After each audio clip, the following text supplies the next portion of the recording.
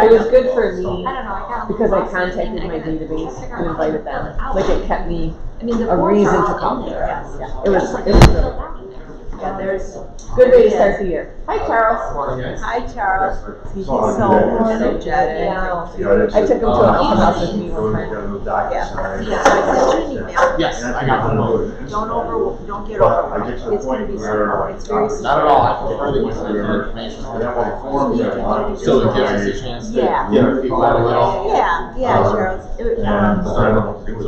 Yeah, and once we're there tomorrow, I'll walk you through all the houses. I'm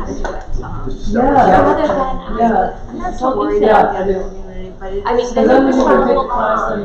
Let them know that that's coming. Yeah, and then you can follow along. Well, maybe, are you going to class tomorrow? But yeah, I appreciate That's it. instant. Absolutely, I No, appreciate the I've opportunity. already Yeah. done their one, and I'm not planning on using that. I want to use all their command. Maybe. It seems like it's easier to use DocuSign than command than it is to do instant. Yeah. There's extra steps. Well, maybe I won't do that then, because I don't want to confuse myself. That's So what- wait, can you? If you have to learn a new system anyways, just learn the easiest one. I don't know which one's easier. You said DocuSign's easier? It seems to me Like that it is compatible? because it all happens inside command. As You gotta opposed put it to in instant, you DocuSign. have to split the forms and all Don't they that. have like, videos from Scott Malloy on that? I was saying. There are, but I started looking at them yesterday, but they're like really short, they're like specific. I'm gonna go see elements Kelly of it, today. not like this I have stuff. closing tomorrow Too. and it's a rental and an apartment complex. And they're gonna give permission. I have no idea about the green sheet. He's good. It's not a person, it's a company. There's not a buyer, there's not a seller. She's not technically a buyer. Is this for you guys? Yeah, for my mother-in-law. Oh, for your But I gotta turn it in with the paperwork to get paid, and I don't know how to fill it out. Even the green sheet for that kind of lease. I know, so I have to walk through her with that. She's at Stony today, 1:30 to 2:30, which is right by my house, so it works out. They're dragging, they're calling, thanks for my note card. Oh, you're welcome. It's nice to meet you. I'm glad you guys are here. Mailbox. Yeah. Did you get yours? Oh, it's in your mailbox. You didn't check your mail. I'm so bad about It's checking my okay. mail. Val texted me yesterday. Joy got hers. Mateus mentioned it in the email that he sent us. I sent him one too. Like all the instructors I've sent. I think I've sent like 200 cards. It's ridiculous. Wow. I need to It's stop. costing me a lot of money. Well, 50 cents a card, but Yeah, still. that's pretty good though. Yeah. Yeah. Oh, yeah. It's personal touch means a lot. Yeah, it's a lot. Really? Especially like to get it in the mail, like to something that's not a bill. Wow. Yeah. Or an advertisement. Yeah. Yeah. Yeah. I agree. And everyone would just pick up right towards the stage. We're only No, I'm 10 or really 12 bad about cops checking here. my mailbox. Wow. 10, 20 guys getting, I know over there. Yeah. At one point, I'm I not think gonna there's go one out and that's say, like I'm not because I just like, I And don't Roger know. don't I can't focus at home. I I can't. There's too much other stuff to do. Yeah. Even if it's the dogs here. I know. Mama. I know. I have a potty sister. She's like, she's my assistant. So if you don't give it to her, Okay, she's yeah. trying to go every 5 minutes. And she does not have time for it. She's just. You heard that too. Yeah, no, I was drunk. I really have. I play in a rock band. It's pretty funny. So, My daughter had her boyfriend over last night. Yeah. I had yelled. I saw this. He was begging ridiculously at dinner. I'm like, you go lay down, Mama's mad at you. And so her boyfriend came over and sat on the couch next to her. And the dog hopped over my daughter and laid by him. Okay, we getting close? Because he's new blood. Sorry, I had to push the No, live stream button and all that other stuff. Al, Yes? I have a question and maybe a little. I just Dinner before your time. Yeah. So they can press the classic music. Something that we could. It's still being played. There is a lot of checklists that are actually out there, and we are building out a page to have that kind of checklist for you. I mean, like how to do everything, not so much, you know what I mean? The one thing about it is we can give you the basic, how to do it, but it's designed that you set up the way that you do this. Yeah, but I think just like a basic checklist, I think would be easier than trying to figure out all those videos. Sure. I do, for me, I do.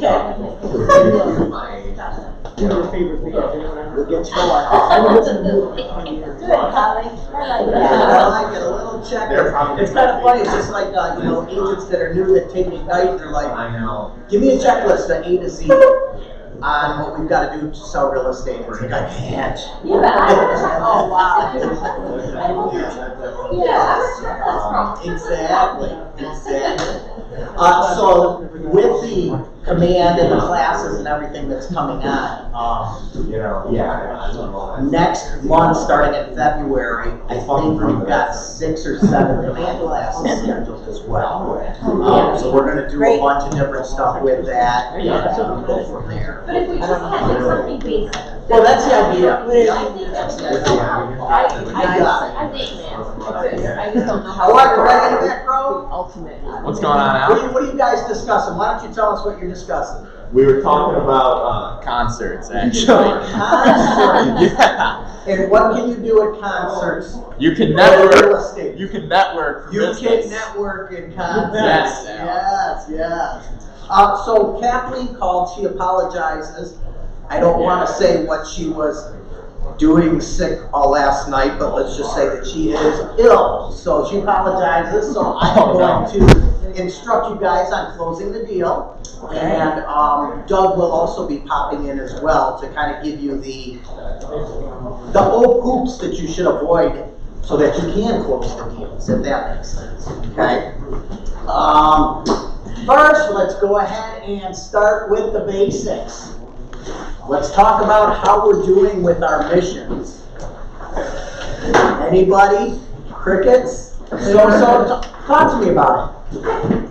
I don't meet many people, but when I do, I'm letting them know. I hit everyone I know already, via the phone, on my close circle. Right. And strangers who I meet, I'm just engaging them in conversation gently, not trying to make them defensive or anything. Just, hey, by the way, When you say gently, talk to me about that. How are you engaging in them? hey, I'm just starting a great new career. I'm in real estate now.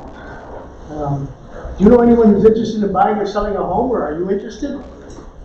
Yep, nice and easy, Nice and easy, asking questions. to the point. Yep. Yep, exactly.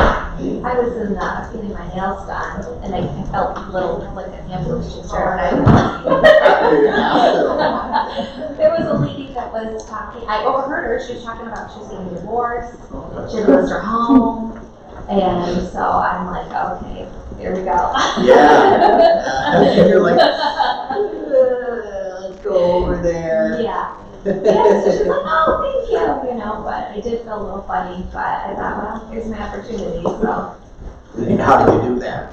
That's a tough situation, so how did you approach that? I just said, I'm sorry, I didn't mean to, like listen in. I said, but I overheard, that you were possibly listing your house. I said, I'm an agent, I don't know if you have one or not, but if you don't, my card, give me a call, I'll help you. Yeah. All right, well, that works. Yeah. I did feel a little funny, like I'm over listening to you, but you're it, like. You do, isn't it amazing? It's like you never know that there's a red Prius on the road until you buy a red Prius and then you see all the Priuses, correct? It's the same thing. And I don't remember what they call that. There's an actual term for it. Does anybody know what that's called? It's something. Reticular activator. Thank you. Say it again after you chew that and swallow it. It's so hard. Reticular Activator. activator. See, I knew there was a word for it. I'm not good with the words part. I'm just good with the business part. So everything that you've learned in Ignite up to now gets you to the point of closing the deal. And when Doug comes in, he's going to kind of explain to you that a lot of the issues that he has close to the closings come because you didn't prepare ahead of time.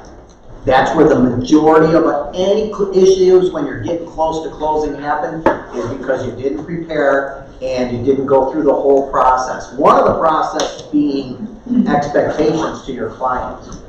We'll talk about that in a little bit as well. So who else?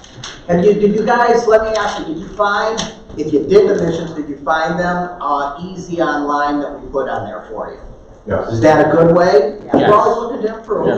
Yeah. Okay, I know some of the videos we're looking at updating those. Some of them were a little bit outdated. Like yesterday or Monday when Stacy was playing the video and they talked about escalation clauses and she's like, and we can't do that here. But it's good to know about that stuff. She had brought up another thing about security deposits during occupancy. And I'm glad she brought that up. I just got a purchase agreement. It's not allowed here in the market center. We have to, it creates a lease. So these are the type of things to get you to the contract to close class. So let's take a quick look and see what we were supposed to do.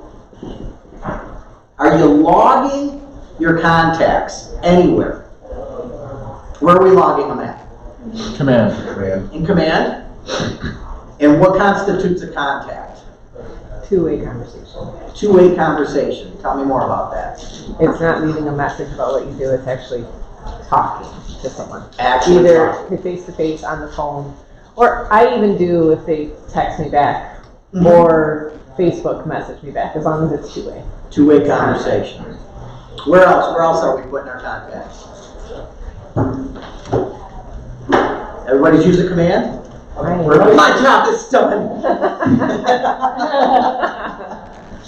I've still got mine on the, is it Excel spreadsheet? Mm-hmm. So I sent them to Scott and Roy. But from what I can tell with command, they've got to be inputted manually, is that right? Well, yes, of course, with any contact manager, when you are adding new people, yeah, you would have to input them manually for sure. Okay. And the difference with command and all the other contact managers is, keep in mind, is that you need separate contacts for husband and wife. Oh, yeah? Mm-hmm. Yeah. And the reason being is all these systems that are coming out in the new tools, the wife is going to have an app that's totally different from the husband based on how she uses it. Like if It's more customized. DocuSign or whatever, they have to have separate. Well, you would have to have that normally. Yeah, I mean, normally you're gonna have separate signatures for all of that kind of stuff as well. So in order to put them in opportunities, you have to have both of them as a separate contact. Separate so we look contact. Into there. Yeah, I still need to separate some.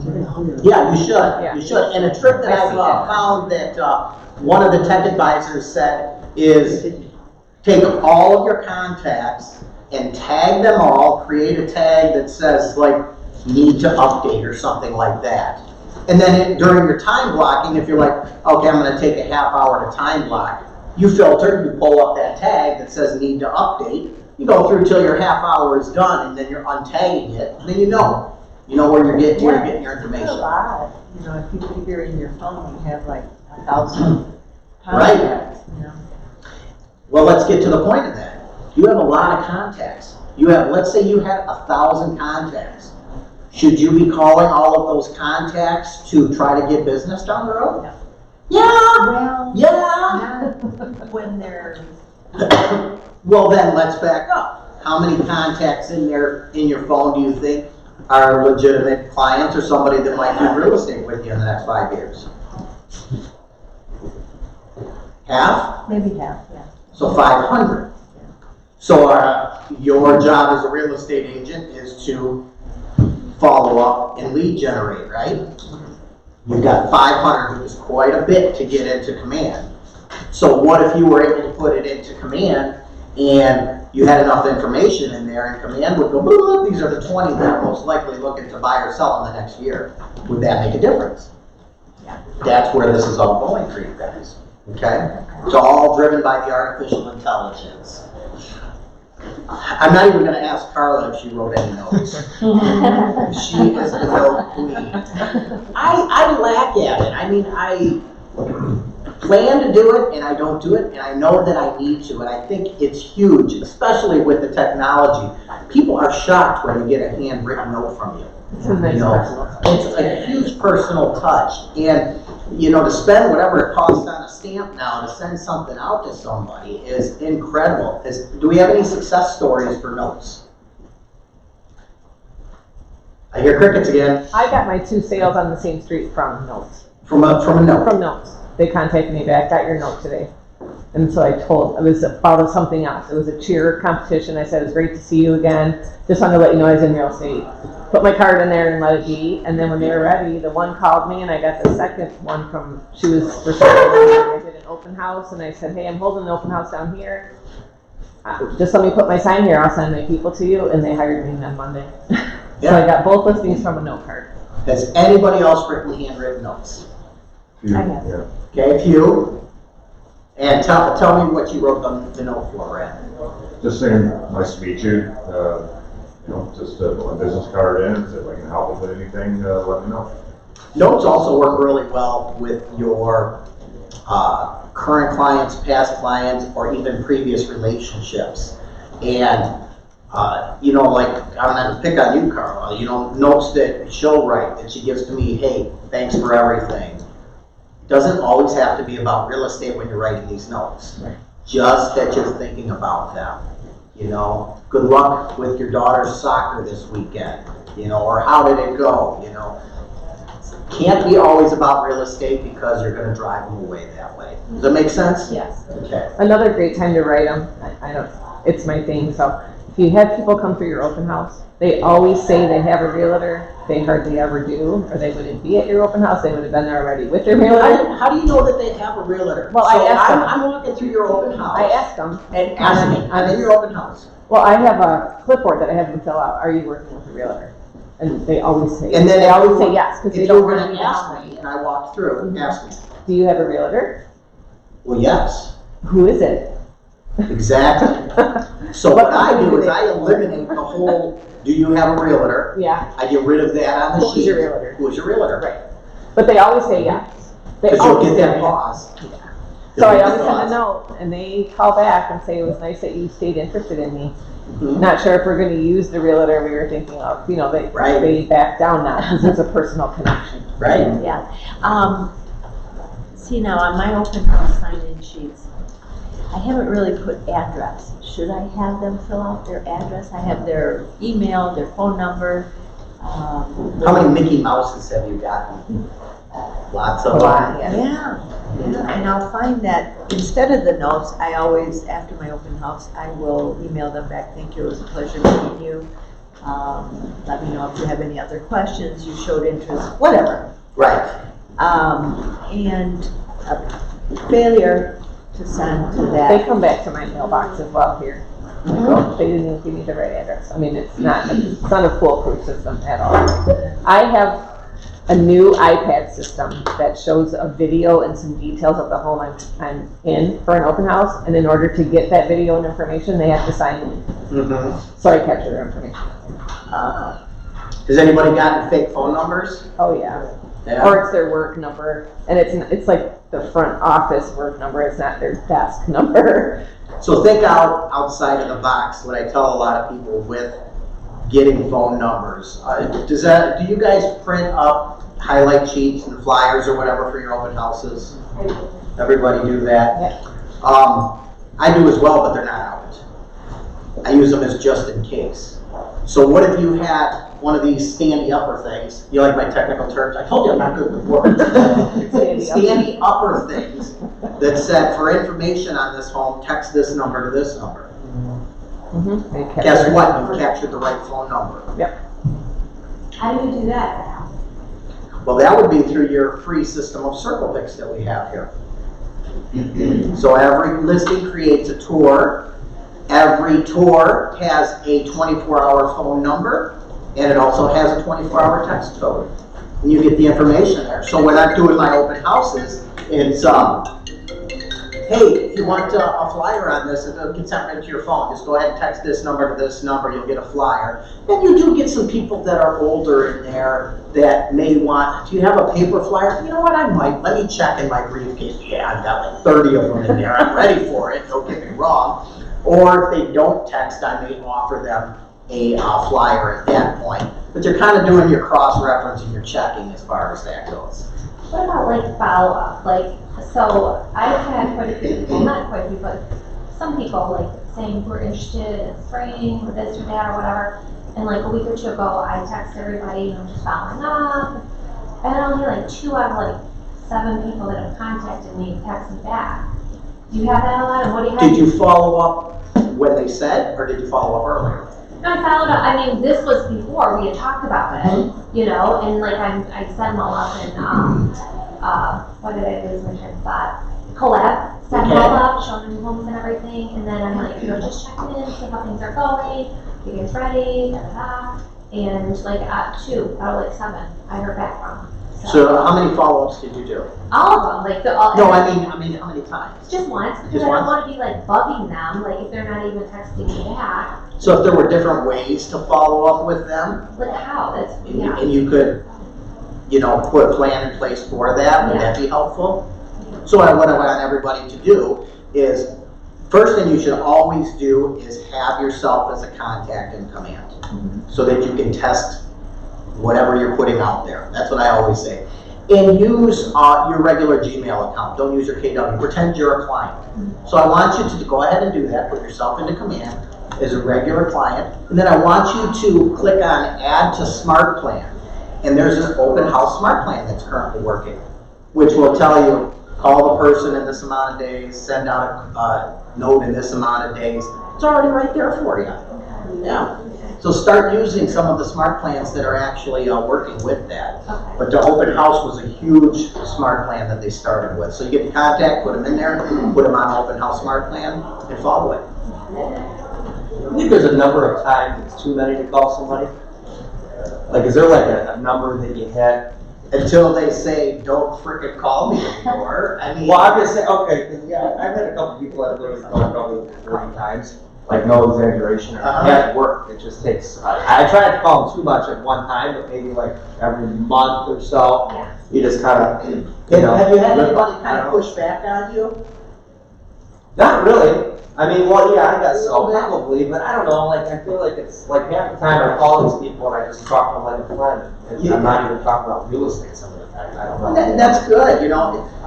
You pushed back on me, Chris, and you know, I just want to tell you that I'm really good at what I do. And the reason that I call you is I don't want you to have a moment of weakness where all of a sudden you grab a Joe Schmo off the street as a real estate agent that doesn't do a good job for you. Yeah. Obviously, I do the follow-up, and this is why I'm calling you. You know, I just want to make sure that you remember me. That's it. Yeah. Yep. Anything else on that? Let's see. Who's doing script practice with partners? Uh-oh. Why not? Will you be my partner? Sure. Why not? Anybody? You're telling me Stacy's not making you guys? Well, I just, sometimes I forget and I don't do it. Oh my gosh, you have to. You have to. What's the first thing everybody says about scripts? They're intimidating. They're intimidating. It's not natural. It's not natural. It's not natural to me. Doesn't sound like you, right? It's like And the first thing you want to do is change them to make them sound like you. And you can do that eventually. But you have to do the scripts word for word. It's very important because none of us are smart enough to understand how these scripts were developed. And this word at this time with this pause causes this to go off in the brain on the client. That's how these are all driven. The pauses, the inflections, that's how it is. That's why you really have to take the scripts word for word. So you've got a little evolution with scripts. Got the script first, and you're just doing it word by word. You're just doing the script. And if you notice on the scripts, some of them will have different lines that you can use for objection handling and things like that. And at first, you're going 1, 2, 3, 4, 5. You're just going down the list. As you're getting more experienced, now you're taking that script. Somebody hits you with an objection, and you're like, line 3. Now you're able to know what to pull from that script to use. Okay? And then the last evolution is actually taking that script and making it sound a little bit more like you without trashing the script totally. So the scripts are a huge, huge thing. And it becomes internalized. You won't even know that it's there.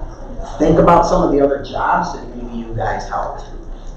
You knew what you were doing. Even if you said, would you like fries with that? That's a script, right? That is a script. So keep a watch. February, they are going to be having more script practices that are going to be scheduled. And yeah, have a script partner for sure. And do that consistently. You should be doing that as part of your timeline. Okay? Make sense? I know you guys talked about the previous power sessions, you're kind of following up. I encourage you, get onto the KWL One Stop, hit all of the Ignite sessions, and just see what kind of homework fits there, and follow up with that. We talked about database, and has anybody talked to any of our contract to close people? Yes, who'd you talk to? Well, I talked to Lou Eiler. Okay. Who else? I can't think of his name now. But someone else, yeah. And what Lou have to say? Well, quite a bit, let me think. Well, Lou kind of does have a lot to say. Well, one thing I got was from both of them, I got a checklist. But I'm gonna put those two together because they differ somewhat. Everyone seems to have their own method. Yeah. In fact, I think I talked to 3 people, so I got 3 different methods of doing that. So I'm gonna try to combine them. Best tips was be organized. During this whole process, follow up and communicate often with everybody. Even if it's not your job, if you're not doing the appraisal, if the other agent's doing it, keep in contact, know what's going on. There's a agent that I met with this past weekend that popped in to see me, and his company, they do like a flat rate type of commission, you know, and he puts videos out there and basically says he's a recovering 6% agent. So we were discussing it because, you know, he's a good friend of mine. And he was talking about what you were talking about, that he's got a deal going on right now, and there's another agent that's involved, and the agent doesn't know what the heck they're doing. And it's his seller, and he's like, you know what the heck with that? That's that other agent's job to fix that and to follow up and to do this and to do that. That's them. And I'm like, well, you want the deal to close? He's like, I've got my side, they've got their side. So then he got into the discussion of, well, what do you do different? That you charge 6% and I charge X amount. And I said, we just had that conversation, right? I do the follow-up to make sure that it gets to the closing table. You're gonna have to step in, you know, it's just the way that it is. All right. Look at that, I went through 4 slides already, that's pretty good. 5, all right. Everybody's favorite part, lead generating. And yeah, I'm gonna make a call today. We're not gonna do like the full 20 minutes, but let's go to like a quarter to. And I wanna see you making some calls out there. You know, if you're doing for sale by owner, if you're doing regular calls, reminder calls that you're in the business, this is your job. Remember the 5 jobs that you have as a real estate agent. Number 1 is the lead generation. So let's go ahead and let's pick up the phones and let's make some calls. Oh, and by the way, if you're not calling, I'm grabbing your phone and I'm just pushing a contact. So.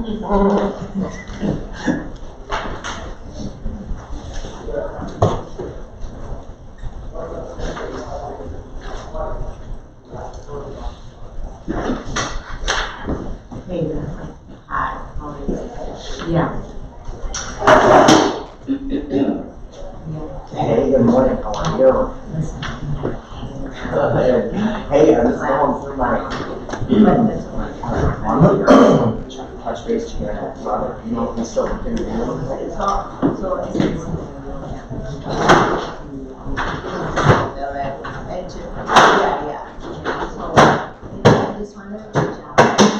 Okay. Okay, that'll work. Do you have any more friends to call, Charles?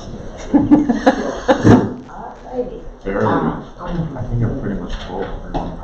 Fear. There's a few maybe. But they're also the people that I want to call on the weekend or at Night. like Not before 5, 6 o'clock. Yeah. You know.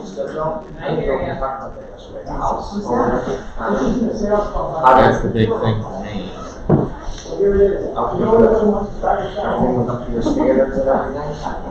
How about you? Do you think you should buy yourself a home? Because Bruce is a real estate agent, and Bruce is a lead. You gotta do the mortar for the garage door. Not the mortar for the garage, that's really weird, I would have thought so too. It's really weird. That's not fine. The mortar I for the think garage door. 150 calls last week for the event. Yeah. Oh, it was an invitation. Yes, I'm doing it. So much easier than. That's really. But she said it'll be a lot. Yeah, I guess one woman said I can't. So she just got engaged and we told her to sell our house and buy it together. The handle, Yeah. There's a flyer. Oh, yeah, in my car. I have two Christmas right now. Then I walk my dog up and everyone knows I'm in real estate. Like, everybody who has their dogs, who's ever met my dogs, knows that I'm the real estate agent that walks the dogs. So, yeah, so she was just that. What did they say? Like, we both want to sell, we have to get $550,000 to $700,000. I'm like, oh, I can do that. So they both have to sell. Okay, that's good. Yeah, so that's coming up, but they're eligible and they don't want to go to June, but I still got them hooked up with the title company and hooked up with the lender. Gotcha. Get everything ready. Okay. That's interesting. Yeah, I did. Yeah, I mean, I'll look into that for you. Let me see what's going on with that. That's really weird. I hate selling people. Coming in close to property. I know, it's horrible.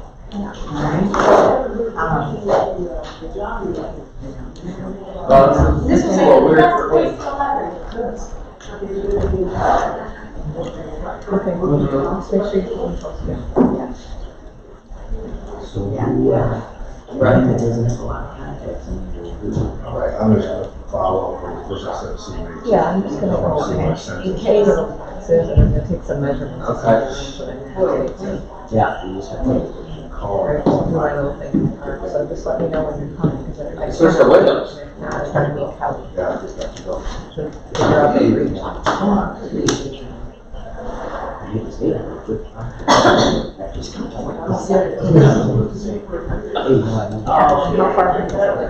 Okay, did you find that for some, or we can fix that? It gets you in the conversation. Okay, is there anything that they are gonna fix? Is there anything that they are gonna fix for you? Okay. Yep. Okay, all right, I'll talk to you now.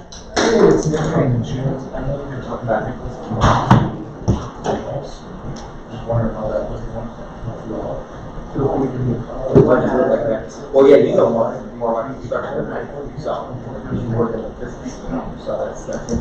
Because you probably see that a lot, I would think. All right, let me see, I'll go to Right. Okay. Were those all the addresses? Guy I used to work with just sold a house. The guy I used to work with just sold a house. Well, I wasn't in the business then, but still. I look at people like, oh, I didn't sell, no. Okay. It works. Okay. So you know what would be good for him is maybe something. Yeah, let me see what I can come up with, and we'll go from there. I'll talk to him for a second. But I appreciate you letting me know, so I'll look into it. They're not, yeah. All right, man. Talk to you soon. Yeah. Bye-bye. This is a deal, he bought a house with All right. his daughter. All right. Daughter and son. Huh? He set the house.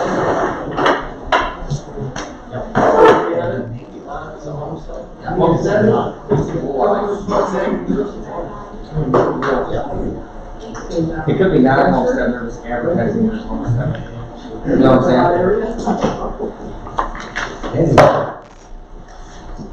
It could be. That's what it could be.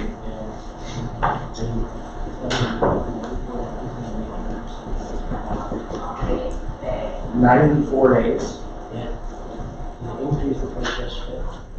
Maybe they, I don't know.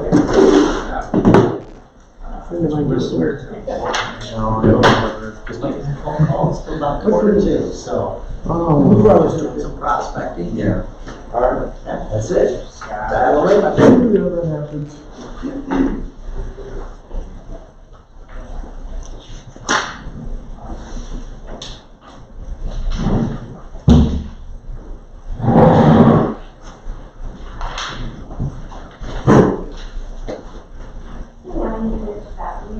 Good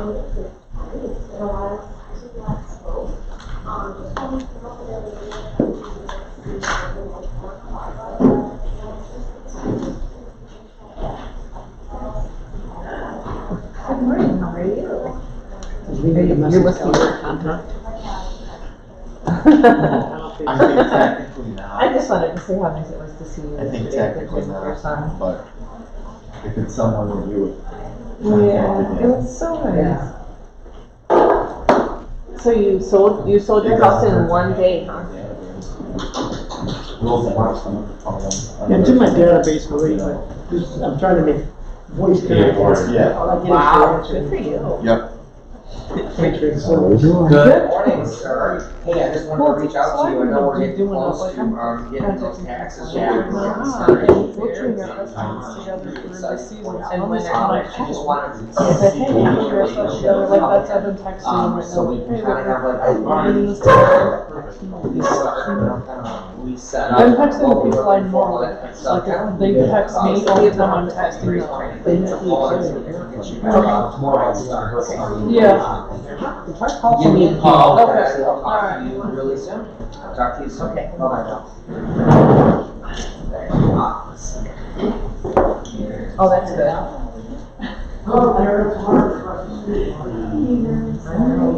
I know. Shelby and Great Valley. By the time that I She.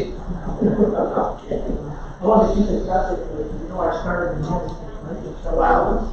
So is Hank gonna be back home for you? So I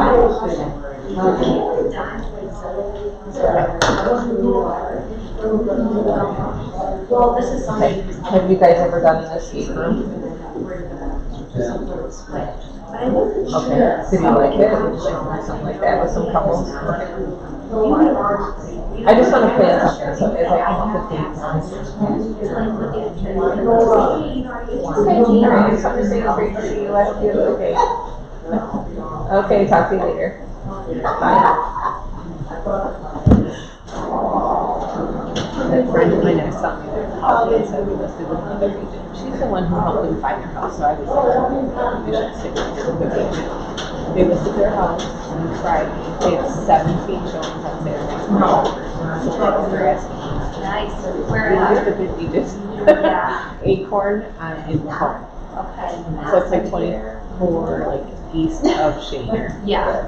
South of 24. Okay. That little subdivision. Your cute house. Nice. Nice little grid in the backyard. Beautiful. Yeah.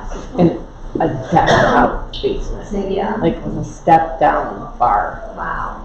Like there's like a well, you go down into it, and the stools aren't bar level, they're like chairs at the bar, and the bartender's lower. Oh, wow. It's like the coolest thing ever. Yeah. I'm sure someone loved it for that reason. Yeah. And they're moving to Good Florida. morning, it's Chris with the Puritan team. I hope you're doing well. Hey, I wanted to reach out to you and see if we're ready to restart. So give me a call. Number, of course, you have it. It's 248-419. I'm like 15-year-old. Oh, man. We're at the tasting room. My sister gets a bucket, you can turn it. That'd be amazing. Yeah, you never know. You never know. I can't move out for a year. I think it's was 80. Is that how it is? Yeah, it's right over there. Okay, so you'll I don't know. I don't know. It's pretty big, but I think it's better to grow his feet. I don't know if they do. I don't know if they gave him the whole building. Yeah, I know. I'm not sure how that works. Yeah. Who's Carla visit Carla? I was gonna call you. Oh no, I got marked KW. Why did you call me? Oh, there's your script prep. All right now. Yeah. Oh,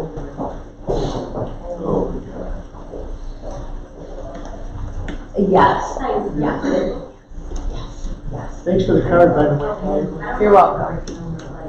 The card is Of course, I found out everybody had that one.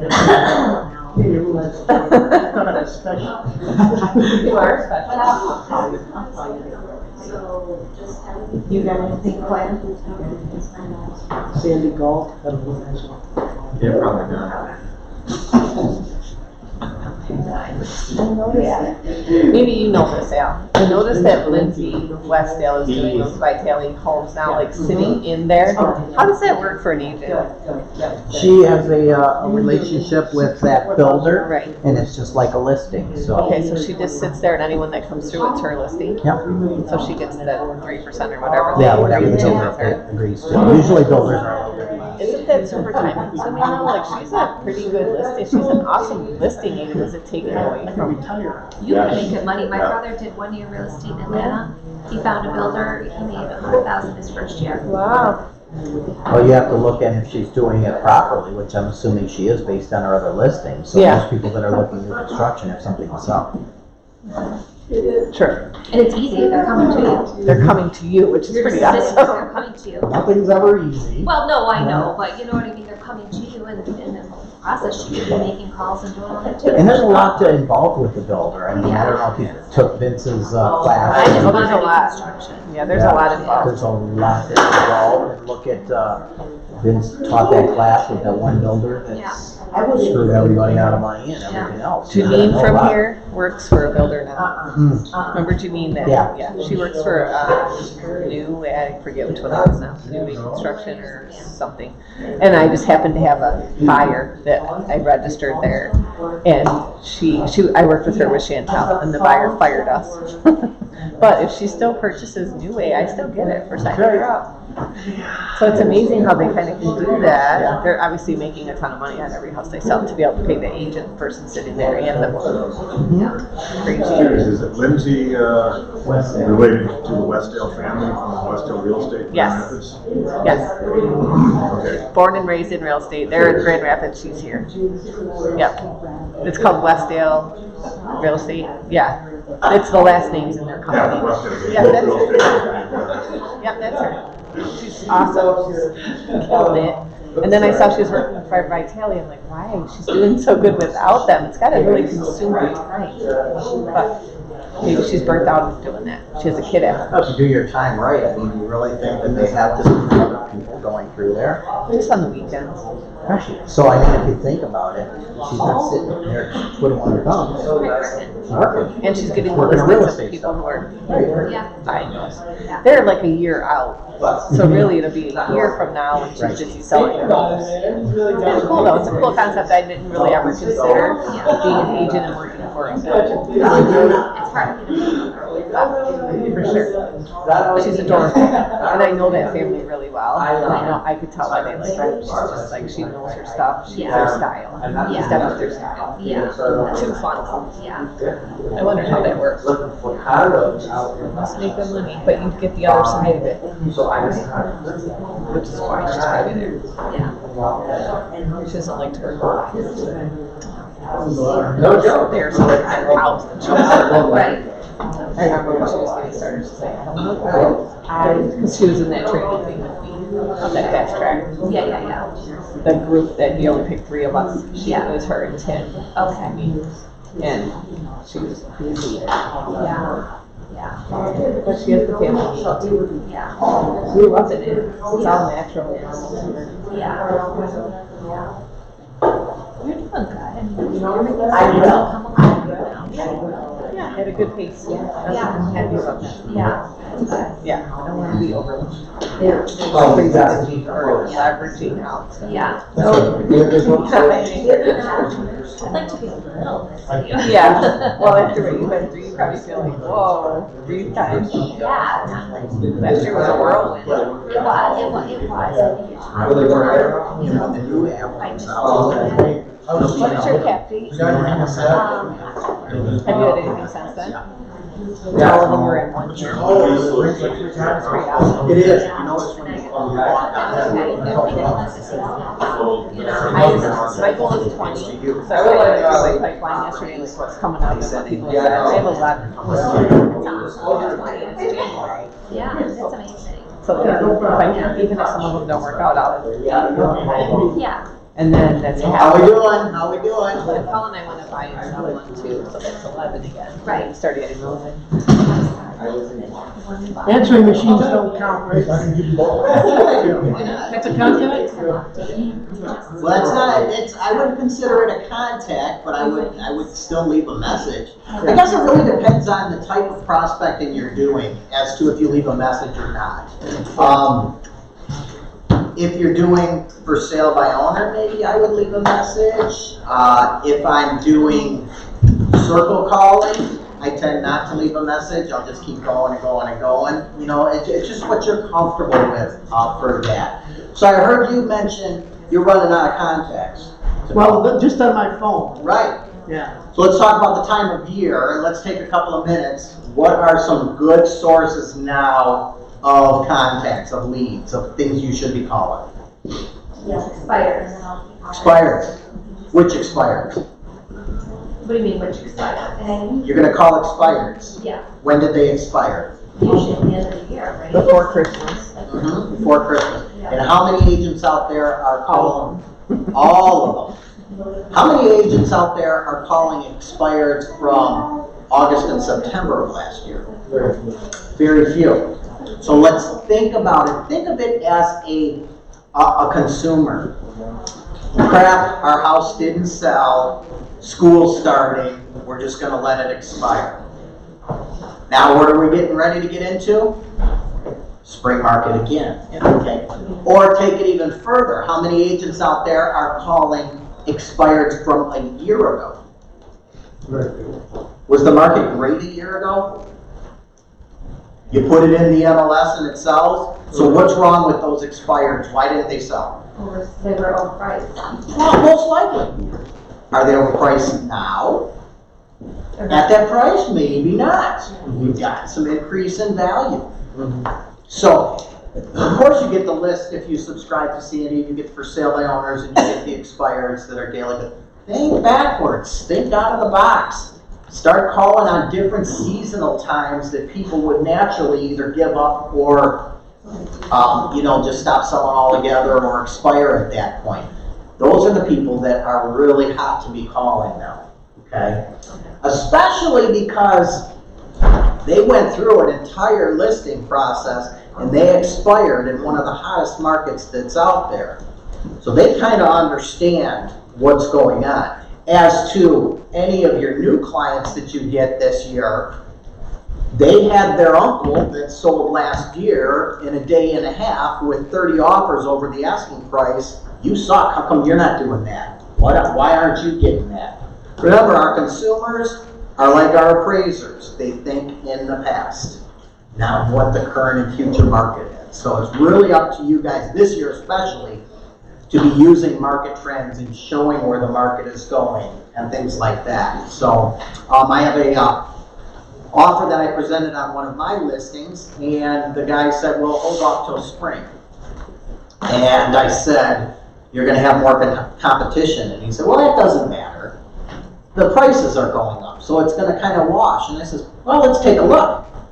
And lo and behold, since April, the median price in Warren has gone down. It's gone down.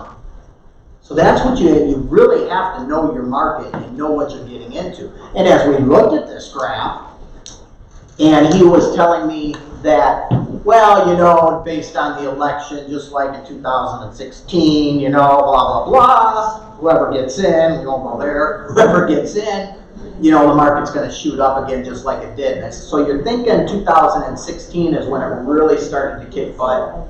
And he said, yeah. So well, let's look at that. So let's assume that's when it started. And let's pretend that the market isn't going down, because you can see it's going down here. It's not going to dip drastically, sir, but you can see it's going down. Let's pretend it's not. So in 2016, at this time, here was our average sale price, and now here is our average sale price, and that is an increase of 1.25% a year. I worked it all out. It's 1.25% a year, and based on what you think you can get for your house, I can get it for you in 6 years. You got 6 years. Not a problem. That's if we continue to grow like that. Know your market, okay? Know your market when you're prospecting too, especially if you're calling around the areas. My favorite prospecting, if there is a such thing, is there such thing as favorite prospecting? My least, how do you say that? My least resistance form of prospecting is calling around the areas of listings, the circle calling. Because you have a reason to call people. You know, I don't like calling an area, are you looking to buy or sell now or in the near future? You don't have a reason to call. I love calling around a listing, whether it's mine or somebody else's listing, and you know, hey, just give me a call. I'm Al with Keller Williams. Oh, we're not looking to sell. Oh, great, that's not why I'm calling you. Sounds like you enjoy your neighborhood. That's why I'm calling you. Just want to let you know that I just listed a home down the road from you, 123 Umpty Street. It's 3 bedrooms.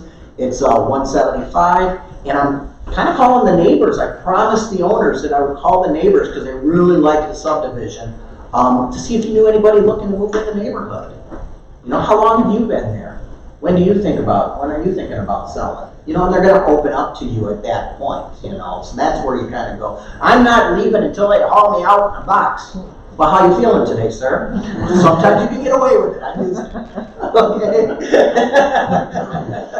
You just gotta, that gets into it, you know your scripts when you can plug it in there, okay? Would you only do that if it's a Keller Williams listing? You'll call I do. I mean, why tick off another associate that finds out that you're calling? Can you call? Yeah, absolutely. But remember, you have to do business with these people, and if you get a bad name out there that you're calling around and it's not even your listing, I mean, we carry 400 listings a month here. There's plenty of listings. And I still would, as a courtesy, hey Al, I've got to do some prospecting. I just want to let you know, can I call around your listing? Do you have a problem with that? Most agents are going to say no.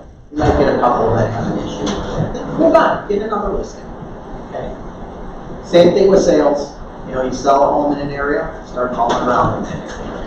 Okay? Make sense? No, it doesn't? All right. So now, we are on page 11, getting your head in the game. And it starts with making sure the transaction closes on time.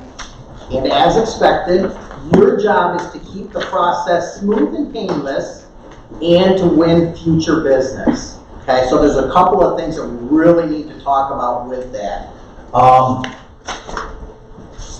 Doug says, please call me when you take a bathroom break. Wow. I guess you might be running late, but that's okay. We talked about in the beginning, it's the expectations that you are setting with your clients, whether it's the seller or the buyer. That's why it's really important to make sure that you're doing not only listing consultations, but you're doing buyer consultations as well. You have to sit with the buyer and go through the entire process so that they understand it. I mean, how many times I've heard, well, I didn't know that, I didn't know this. And the scary things are with our electronic signatures. You know, if you're not sitting down with them and going through the contract, you're opening yourself up to some liability, that's for sure. You should be doing it. The electronic signatures are used as a convenience. It's still your job to explain everything. So when you're sitting down with a client, you want to go through the process and any potential hurdles that might come, whether it's basic issues that we have, or based on their particular deal. If you're getting into a deal and there were multiple offers and you offered over the asking price, what do you think could be a potential issue that you have to discuss? Appraisal. So what can you do about it? Not just we may have a problem with the appraisal. How's that discussion go? Have a conversation up front and an appraisal guarantee if they're comfortable with it, just to make sure that they know what they're getting themselves into. Do the buyers have the ability to do that, right? Mm-hmm. So what's going to happen, Mr. Buyer, I want you to get this house.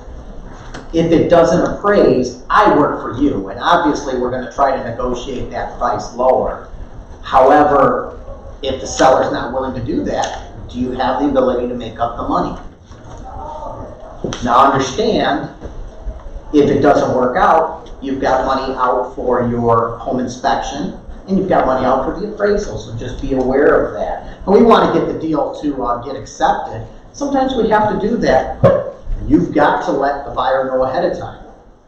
these are some issues that are coming up. Same thing with the seller. Comes over asking price, the appraisal comes in low. How do we handle that?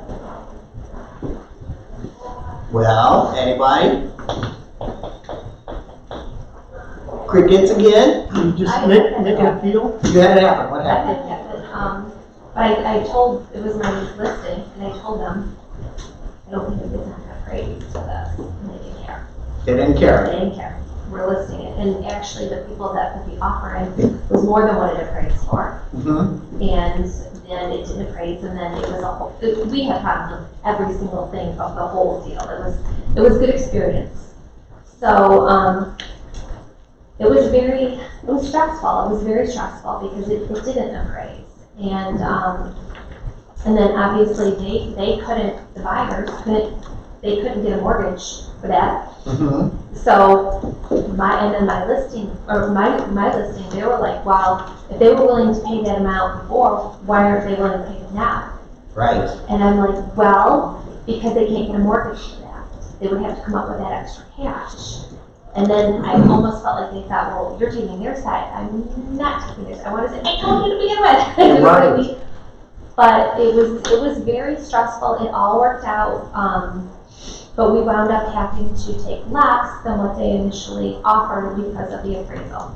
Was the less more than the listing price? No, the listing price was higher because the appraisal came in quite a bit lower. Right.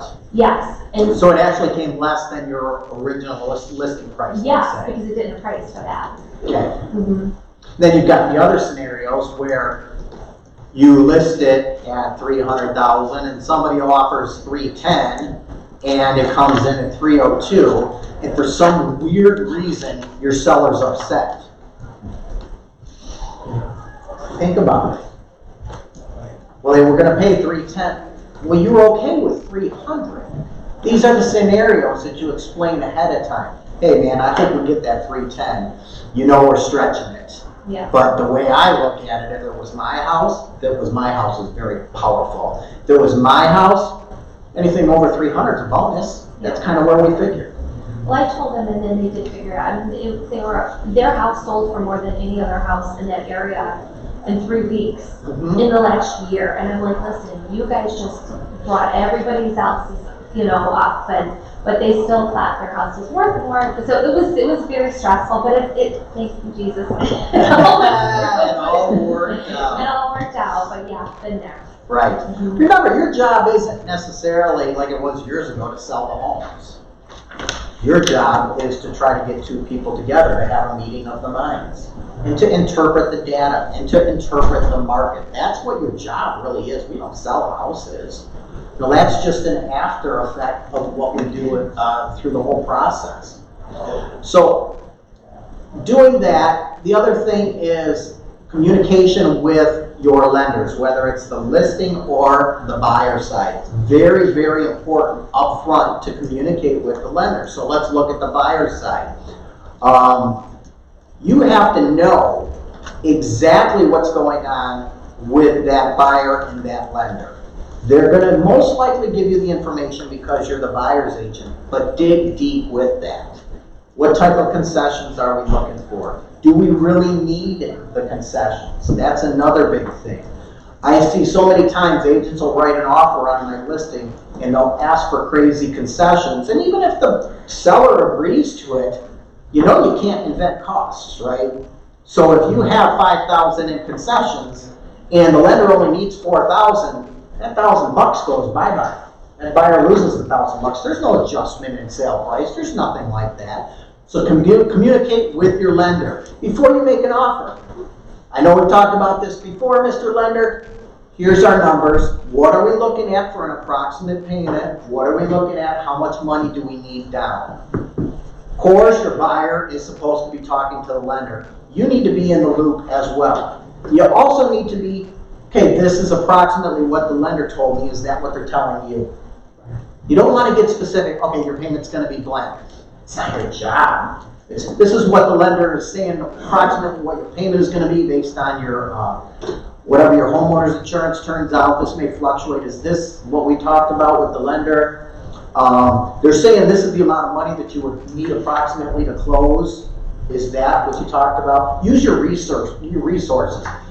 We're smart enough to kind of figure this stuff out, but we're not smart enough to defend ourselves in court should we be wrong. So use the professionals that are on that end of the deal. Sellers, you should be doing net out sheets, not only at the listing, but you should be doing that at the time of every offer, showing them approximately what they would be getting out of it. When you're listing the homes, you have to dig deep with the sellers as far as loans and things like that. People, it's silly, but people don't know sometimes that they have loans against their houses. You know, how crazy is that? Well, how much do you owe? Okay, we owe X amount. You know, I noticed you mentioned that you got those new windows a year ago. Did you get a loan on that? Well, yeah. Okay, red flag should go up. Most of the window companies are going to put a lien on the house. Okay, and the sellers don't even know that they signed off on that. You really have to check that out. You have a bunch of siblings that are selling a property. Well, you may want to run some preliminary title work and see who's on the title. I just had one, they thought only one person was on there. Turns out there's 4 people on there. Okay? These are the things that you have to do ahead of time. You see where I'm getting at with this? Doing the steps ahead of time to alleviate anything. What else can we think of that you would do ahead of time? Well, you can find out from title if there's a lien on it. Yes. Prior to listing. Mm-hmm. You just call it. You just go to Rocco and you say, hey, I've got some concerns on this title. Can you pull up any the last deed of record, and can you let me know what liens are on this property? They're not going to do a full title policy. They call it something else. Hello, words. I just say run title. Before I've ever listed, I've always asked if they would run title. Yeah, you can do that as well. Do they charge for that? No, I do it every single time. Before I even, like, as soon as I'm going to list, I send it to First Premier and ask them to run title every single time. Yep. If you're going through the home, some things that won't pop up until later on the title work. Maybe they mention, okay, when we sell this house, here's what we got to do. We got to get into the new house. There's some credit card debt that I've got to pay off. That's what we want to do. We want to start fresh and clear. We owe a little bit to the IRS. Bing, red flag. Okay, IRS. If they've got a lien against them, 9 times out of 10, there's a lien on the property, and that has to be cleared out. Some of the things we can't handle as agents, and they can't handle as the title company. Take, for example, the case of an IRS debt. We can't call and get the payoff information for that. Your consumer, your seller actually has to do that. The title company can't do it because of all of the privacy laws. So that's something that has to be done ahead of time with that. When you get the title work and you run the title work, you need to review it, whether it's on the buyer side or the seller side. Read it line by line. They'll have on their standard exceptions, which is oil, gas easements, utility easements, things like that. They'll also have in there Schedule B, which is exceptions. That's the part that you really should pay attention to. So the title company is saying, yeah, we'll close this property, but we're not insuring this exception. So an example of one I had to follow up on recently, it said the exception was there was a consent agreement between blank and blank on the property. Well, what the hell does that mean? You got to get a hold of the title company, especially if you've got the buyer. Hey, I need to get a copy of that recorded issue. The title's not going to give it to you automatically. It's about your follow-up and you being able to do things. Know the laws, know the rules, dig into things. Ones that I had a tax lien. The guy owed, I don't know, $18,000, $20,000, pulled up on title, and I'm looking at it, so I went over to talk to a title company. I said, there's something that if this is over 10 years old, that it goes bye-bye. And they were like, you're right, let's look into it. Had I not dug further, we would have went to closing. 20 grand would have gone to the IRS. Do you think you could have called the IRS to get that back? No. Yes? Why wouldn't things like that come up when he's being pre-qualified. Well, you have to listen for the trigger words from your client, because everybody's going to be a little bit different. So you've got to kind of listen, and you've got to kind of dig a little bit deeper with that. So yeah, when you're pre-qualifying and when you're on the appointments, that's as you're learning and you're hearing people and you're seeing their voice inflections, you're going to know when you have to dig a little bit different. You're not being nosy, you're trying to protect them from future issues. Yeah, you just said that an IRS lien on property will go away after 10, 20 years? There's specific rules to it, Really? but an IRS lien on a person, they cannot collect it after 10 years, and it gets removed from the property. Yep. I didn't know that. I thought IRS never went away. Yep, there's ways that you can get around it. Now, could they re-up it? Yeah, but it would have nothing to do with that property. So there's specific rules with that. This particular case, I was like, I think we can get away without doing this. Wow. Right. That's new to me. Ella, I have a question. Yes. So, I have a friend of mine, she's an agent. Her and I, we talked, I communicated with her, whatever, just to see like how they handle certain situations, and she asked me, whatever. So, there's a specific lender. Her and I, we both feel like there's some shady things happening, and I want to get your opinion on it.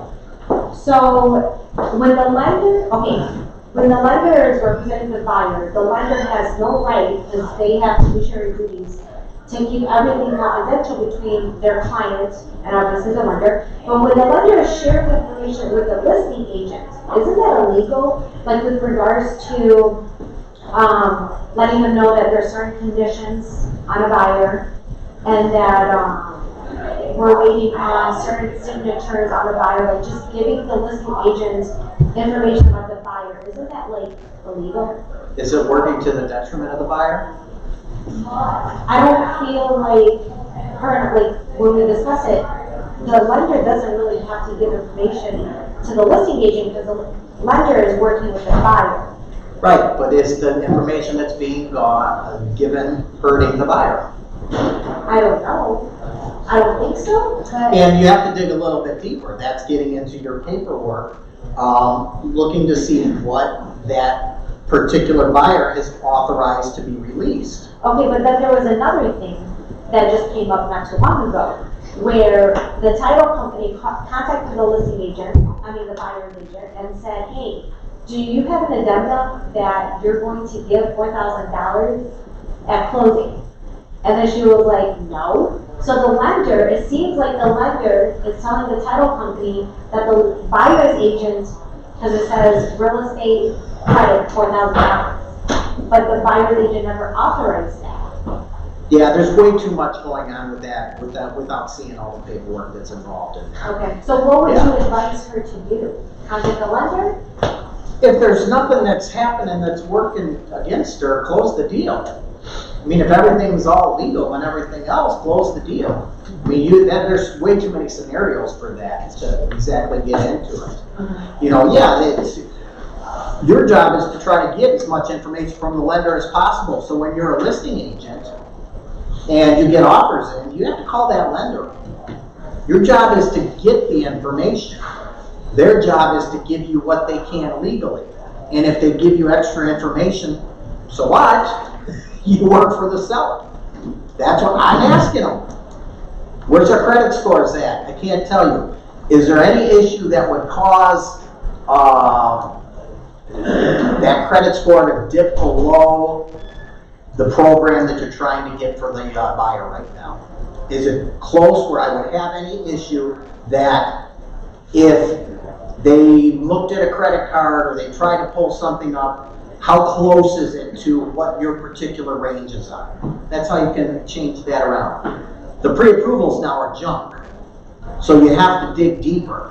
Have you verified they have the money to close? Have you verified their employment? Have you verified their tax returns? Things like that. I love when you get the letters from the buyer's agents that say, my buyer really loves the house, and he owns his own company that he's had for 10 years and blah, blah, blah. Owns his own company, right? So that's something that I'm digging in with the lender. Hey, have you got his taxes? Have you averaged everything? These are things you do to avoid the issues ahead of time. No matter what side of the deal that you're on, you should be in your calendar, set up a weekly touch that you are contacting your seller or your buyer through this process. And they should know what day this is. You can expect to hear from me on Tuesday with updates, whether I have information or not. You're going to hear from me on Tuesday. Any issue that Doug has, 90% of it is because of lack of communication. That's the biggest thing that we have with there. So we've talked about lender issues that we have. We've talked about title issues. What are some other issues that you can think of that you would have to close a deal? Inspections. Inspections. Are they still closable if you have an issue? Yes, but sometimes issues. Sometimes issues are above that. Yep. So how do you address that? If you have an issue with an inspection, you have the first thing that people think about with inspections is, we'll just knock the price off the house and we'll fix it. That's an option that people think about. But does that help the buyer? I don't care what side of the deal you're on. Does it help the buyer? If we have $150,000 and they're an FHA buyer and there's $2,000 in repairs, and the buyer says, let's just get it for $148 and see if the seller takes that. There's $2,000 in repairs. Does that help the buyer? Why not? Not the one that might come up with repairs. Yeah. Takes it off the price. Doesn't put the $2,000 in their pocket. Concessions, Yeah. What else could you do? put it towards concessions. Right. Or closing costs. If the seller's not going to take care of it and you haven't maxed out the allowable concession amount that's there, yeah, you put it towards concessions. Keep in mind though, you can't invent costs. So if you've got an FHA, which we can go up to 6% in concessions, and the lender already told you, I need 4%, that maxes it out, and you add 2% on top of that, he can't invent the cost. He can't be a credit back. Okay? What else could you do in that situation? Have your seller fix it. Have your seller fix it. Communication is huge. What are you doing ahead of time before the inspection? Let's take the buyer. How are you explaining the home inspection process to your buyer? Health, safety hazard, repair list. Yeah. Minor things only complain about. Yeah. Every house has something. Right. Every house Even has construction nowadays Yeah. has something. Every house does, yeah. Other agents don't know that as well, so whenever I get a deal accepted on my listing, it's one of the first things that I tell that buyer agent, let me know when you're going to do the home inspection. I want you to understand that the home inspection is not a renegotiation tool. Obviously, if there's something major wrong, we would address it at that time and see what we have. But we're not looking for a honey-do list. Yeah. It's Now you something have we to do. think about what is a honey-do list, and that depends on your buyer. Okay? If you get into a house and it's got an old fuse box, is that something that would need to be negotiated? I don't know. Does the buyer know somebody that can do that? Is it a repair that they're comfortable doing? Is it a repair that they have access to be able to? I got a friend that does it. Or is it like, I ain't touching electrical. Well, that's major for them. So what's major for one buyer may not be major for the next one. You see what I'm getting? I think, I know I've said this before, my house I just sold, the only thing that they could find was they wanted all new smoke detectors. Not that there was anything wrong with the smoke detectors, they just wanted nice new ones and they didn't want me to replace them because I was going to get cheap Home Depot ones. They wanted $700 for smoke detectors. What kind of smoke detector? I have no idea. Not from Amazon either. That's That's just looking for something, and even the agent is like, I'm embarrassed to call you and ask you that. I don't know. I mean, if it's something that's that odd, and it's not something that you want to dig in, but my first thoughts are, there was a tragedy related to those people with a fire somewhere. Maybe. Whether it was them Whether it, see what I mean about kind of opening up your thinking a little Yeah, bit? see, I was That's just like, the you're getting first cheap. thing that I think of is, Yeah. they had a tragedy somewhere in their life that fire was involved, whether it was somebody they knew, or something like that. So, Yeah. don't think people are crazy when it comes to that. If that would have been your client, I understand you want to have these smoke detectors. Tell me why that's important to you. I want to be able to explain it to the other agent, Yeah, right? yeah. If that's the case. Well, it doesn't matter. No, we just want them. Okay, I'll do the best I can. Yeah. You know, but that's Well, preparing. the other is agent that- pretty much told me that they're just looking for something. But is that her obligation as a seller to provide $700 smoke detector? No, they were just There's asking. never an obligation. No, They've agreed on a price to buy the home as is, subject to their inspection, yeah. you know? And I gave him $250 towards it. I said, you know, I'm not gonna lose my deal over, I'm not gonna argue about it, but I think $250 is more than fair. So I gave them the $250.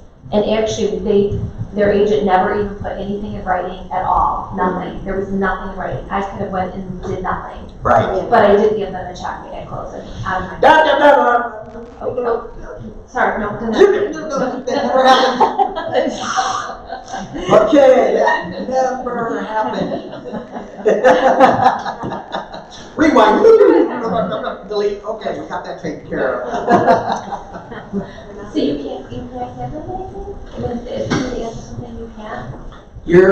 You gotta think about, they're getting a loan. Yeah. There's no cash under the table. Your buyer contract says no cash under the table. Okay. Technically, how should have that been done? You should have gotten it approved through the market center to reduce the commission to that amount, to be giving them some kind of a But credit. there wasn't any commission. Does it happen all the time? Yeah.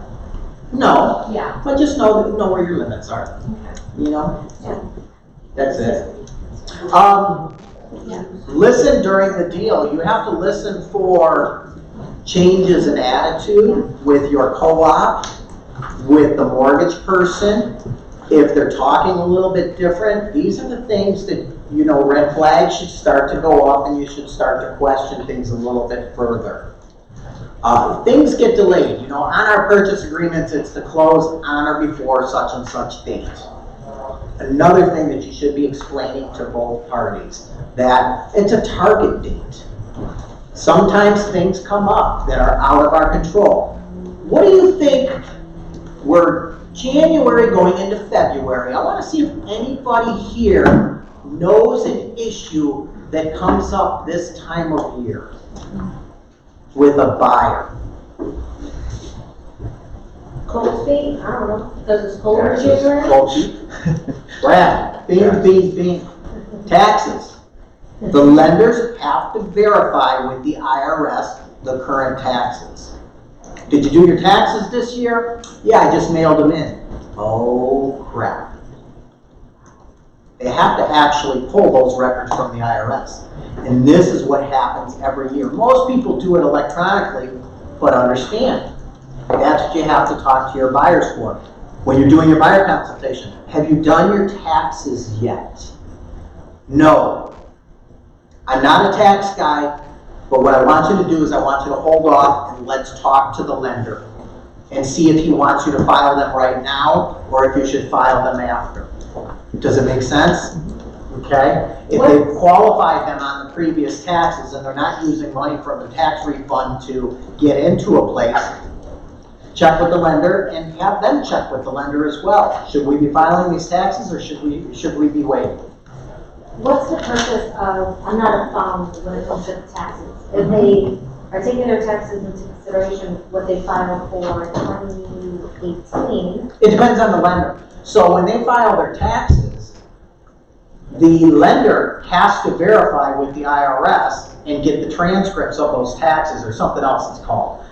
But if they filed their 2019s and the IRS hasn't processed it yet, the lender knows they filed their 2019s, they can't do anything until the IRS has processed that so the lender can verify it.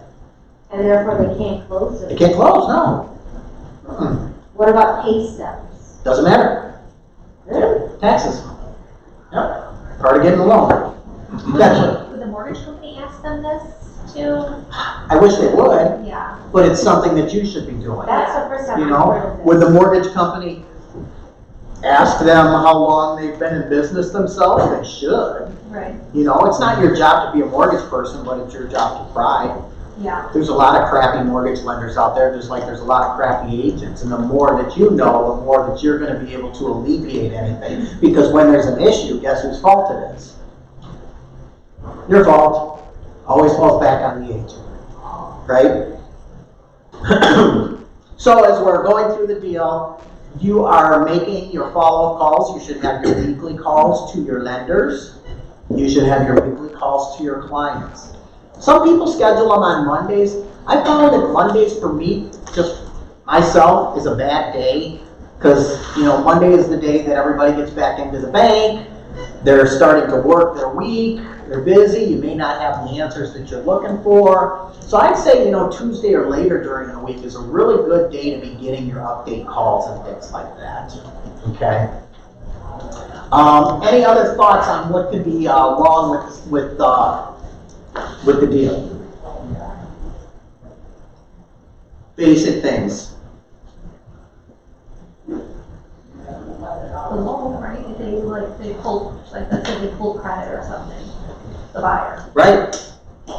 you know, something like that can affect it. So do you think the lender should be talking to that buyer when they meet with that buyer and saying, hey, don't take out any credit cards, Yeah, don't take out and any so loans? should you to your buyer. And so should you. Yeah. You have to reiterate that.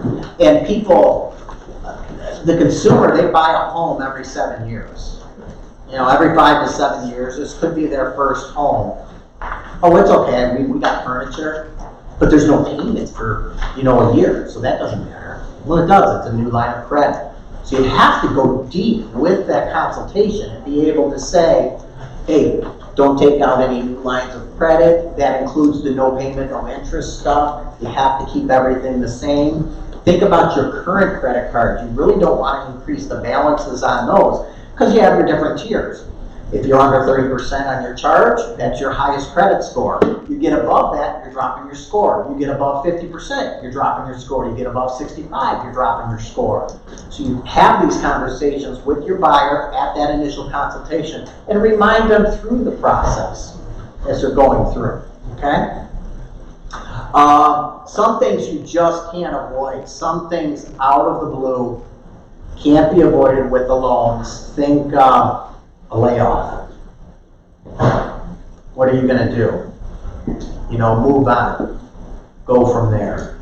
A lot of people, when a loan gets denied for something, their first thought is, well, let me have you talk to my lender. Well, let me tell you, most of the loan programs are all the same. They have rules, they have guidelines across all the lenders. Unless it is a particular buyer that maybe he's self-employed. Okay, well, the lender might be able to move numbers and do some things from there based on what their taxes and their write-offs are. Maybe there was a credit issue. Okay, well, maybe they've got enough money to put down, and even though they can't get a regular loan, they might be able to get a loan through First State Bank. They're portfolio loans that require 10 or 20% down. Know your lenders, know your options. Maybe the home doesn't appraise and you have a really, really good buyer on that end. Even if it's your listing, the home doesn't appraise and you're a couple of grand off and you can't work it out. Is there maybe an option with a lender that can work that you can think of? Anybody?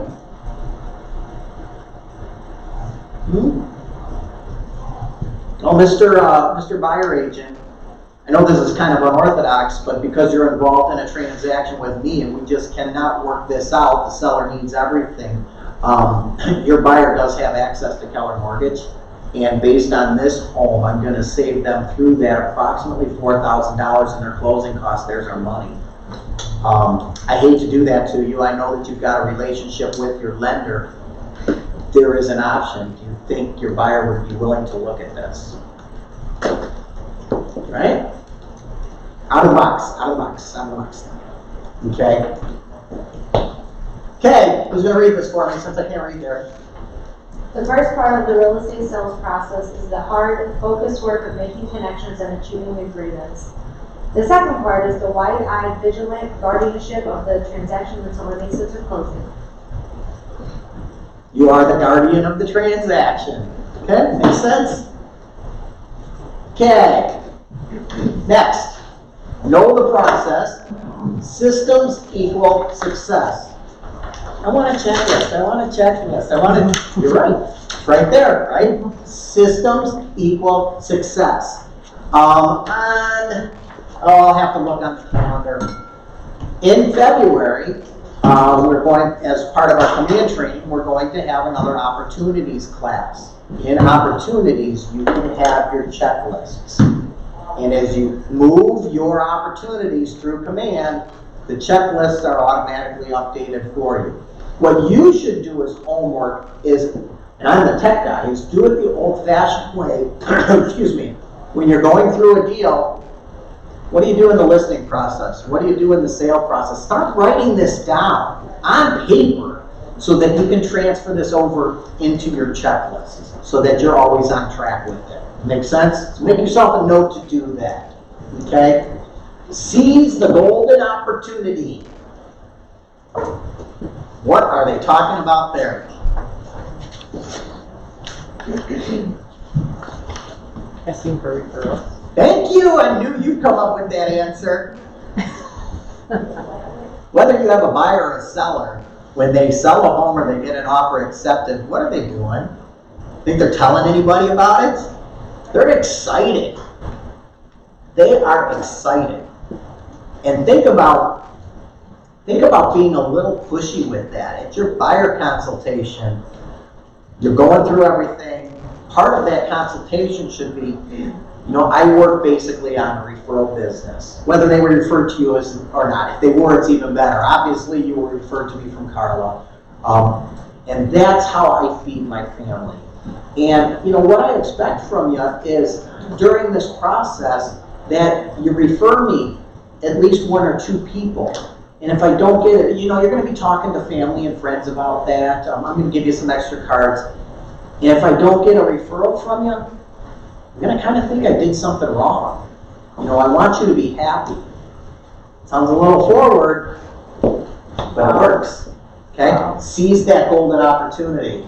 And the best one is get paid. Yes, get paid for sure. All right, so let's kind of go real quick through the actual contract to close process. Now, you as agents have several options to do this. When you start getting busy, the first thing that you should do is think about leveraging out the contract to close process. This is approximately 10 to 15 hours per deal is what you will spend doing this process. When you get busy enough, or even if you're busy now, we have a transaction processor in the office, Kelly, and she has been in the business, I'm going to say 10 years, but I know it's 20, but she's a woman, and I'm not allowed to use ages. So she's been in the business 10 years, and she does the complete contract to close process. Now, this is after you've accepted a purchase agreement, okay? She's the one that will contact your lenders for you, get your follow-up. She won't contact your clients. That's the only thing that she won't do, and I don't think she should. I think that that's what you should be doing. But she's going to gather all the information for you. So once you get that deal and you're ready to turn that into her, she's preparing your claim sheet. She's uploading everything into command for you. She's doing the follow-up with the lender. She's telling you what she needs. And when she needs you to step in, that's when she's going to say, hey, we've got an issue, this is what I need you to do to step in. I think she said she doesn't take it until after inspection. That's what I do. Yeah, so as long if it's what I like to call a normal deal and it's my buyer, I will not give her that until after the whole inspection has cleared. Okay? I will keep her in the loop though. A lot of times the other agent, they may have their own transaction coordinators, and I'll get an email from them, hi, I'm Sally, and I'm handling the deal, and I'll send them back an email. After the home inspection, you'll be hearing from my transaction coordinator, Kelly, and she'll get you all this information. But yeah, thank you for bringing that up. Same thing with the listings. I really won't do anything until after the home inspection has cleared with her. Now, if you're pressed for time, yeah, she'll do it, you know. But if the deals fall apart, you know, then she still has to get paid to do that. So she charges $250 is what she charges. That comes out of your closing proceeds to handle that. So the actual process is first, you get the offer accepted, right? Then from there, if you haven't ordered title, we're ordering title work at that point. We're reviewing the title work, making sure everything is good. You're scheduling your weekly contacts with everybody, with your lenders, with your people. You're doing your follow-ups from there. You're doing any additional items that might be needed. If it's your listing, do you have the payoff authorization from your seller? Some people do that at the time of the listing. I do it at the time of getting an offer. It's just a preference, you know. What else do you have to line up with that? Think about your timings. It's your seller. Do they have to buy something? When are you going out looking? Look at your occupancy issues. How many of us have had any occupancy issues? Anybody run into that? You run out of time? Please tell. So I had a client in North Carolina, they have no occupancy there. They don't have occupancy. They don't believe it, right? Right, so they were moving into one of Stacy's listings, and I had the buyer of that listing, and my buyer was buying the house in the home, and they had an issue with their loan about, they had to make money for like supplements or something, and it was like a day before they were supposed to close, and there was 2 weeks of occupancy built in, and they got denied. So I had to find a lender that was going to approve them. We had to go through like 30 lenders. Right. This had like a skip and fall. Yeah. And it did end up closing, but they actually intentionally flooded their basement on the middle house to avoid having to move because they had kids and stuff. And they were putting off the closing after it was supposed to close. And my clients in South Carolina were having like attorneys call me and all kinds of crazy stuff. And like, guys, we were trying to get them out of the house, and like we're not trying, right? So that was the worst transaction of my entire career. It did close. Don't ask me how, but it was a disaster. What happens if it's your buyer and there's occupancy and the seller doesn't move out? What happens? I mean, they have to leave if everything has to. It's the eviction process. Yeah. Yeah, council will do nothing. We just aren't going to It's a civil matter at that point. Yeah, Have you ever had a council? I have had it happen. What did you do? The buyers actually had to start suit to get the people out. In that instance, it did go through the full eviction process. Why wouldn't they leave, you know? Yeah. Why wouldn't they leave? Whatever the reason were, maybe that, what about if they were buying a house on the other end and the deal fell apart and they couldn't get a mortgage? And they're like, we gotta figure out where we're going, you know? People get so hung up on the occupancy days and things like that. And if you've got a seller and they need a day or two extra, work that out with the agent. And think about, your buyer's gonna be pissed. But if you work it out ahead of time, you're not going to have a lot of issues. And you have to explain it to the buyer. I mean, if your buyer's already lined up the moving truck and it's 2 days before the occupancy and the seller needs they need a couple of days, yeah, they're going to be pissed. You know, nothing you're going to be able to do at that point. But if the agent lets you know a couple of weeks in advance, hey, and I've had this happen, closing on their new place actually moved up a couple of days. Can we see about getting some more days occupancy? Work that out ahead of time. You know, Mr. Buyer, we don't have any really immediate solution to that. In order to get somebody out, they're kind of a holdover tenant, and we would have to take them to court to evict them. So that would involve giving them a 30-day notice, getting a court date, and going from there. I know it sucks, but they need a couple of extra days. You're not going to be anywhere near the court at that point. You're not going to be near the process at that point. Kind of like, I don't want to call it squatters' rights, but it kind of is like squatters' rights. It sucks, but work it out ahead of time. On the other token, as you're going through the deal, your job is to keep your client informed of what's going on. If needed, if that makes sense, I mean, there may be some little teeny things that are in the process of being taken care of. Do you want to upset your client over that? You know, hey, you know, we just found out that this thing popped up on their credit. We just need a letter of explanation. We're going to get that later tonight. Should you call your client and tell them that? Or should you wait till after the tonight and see if that came in and if it got fixed? You're a buffer. Does that make sense? Don't fire up people if you don't have to. Now, if there is a big issue that's not being resolved, let them know. Here's our issue. Here's what we're working on for a solution. And here's when we'll know by. It's going to solve a lot of problems. A lot of calls to Doug. That's going to solve a lot of those. Okay? Know who's involved in the transaction. So let's think about who's involved in this transaction. Let's start naming them. Buyer. Seller. Lender. Mortgage. Lender. Appraiser. Inspection. Title company. Right? These are the people that are kind of involved in there. And you should have relationships with all of them. Inspector, depending on what side of the deal that you're on. The appraiser. The agent, the listing agent, is the first one to know when the appraisal is set.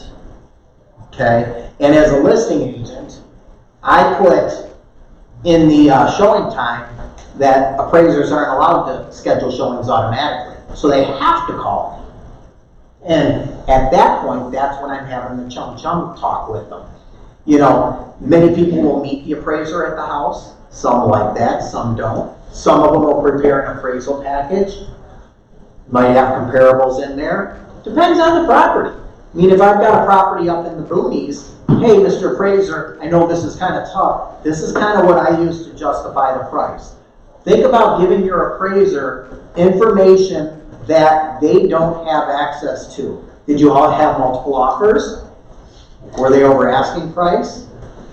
This is the stuff they don't have access to get their mindset set. They want to make their job easier. So while comparables may help, they want information they don't have that they have to actually write on the report. When did they redo the kitchen? When did they redo the roof? When did they redo this? Have a list your seller creates that says, roof done in approximately 2018. We did this, we did that. Man, that's going to save that appraiser about half an hour. Okay? You have to play nice with the appraiser. Do what it takes to get them in during the time that they need to. Preparing your seller to not tick off the appraiser. Make sure your attic is clear. Make sure that they have access to all the garages and everything.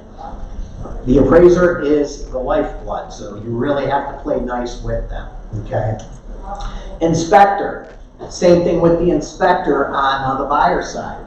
Make sure you know the inspector. Make sure that that inspector is good with preparing that buyer, coming up with solutions, not just what's wrong with the house. Okay? On the listing side, if you get a person that is dissatisfied and they want something done on the inspection, or they want to back out altogether, a couple of school thoughts on it. A lot of sellers will say, well, what was wrong? Well, this is what they said was wrong. Others will actually want the inspection report. I've had other agents that want the inspection report. As a listing agent, I don't want the home inspection report. What do you have to do as a buyer? Or I mean as a seller? Disclose. What are you disclosing? You had an inspector that was probably not licensed in any of the building trades that said, hey, I've seen this could be a possible issue here. Okay?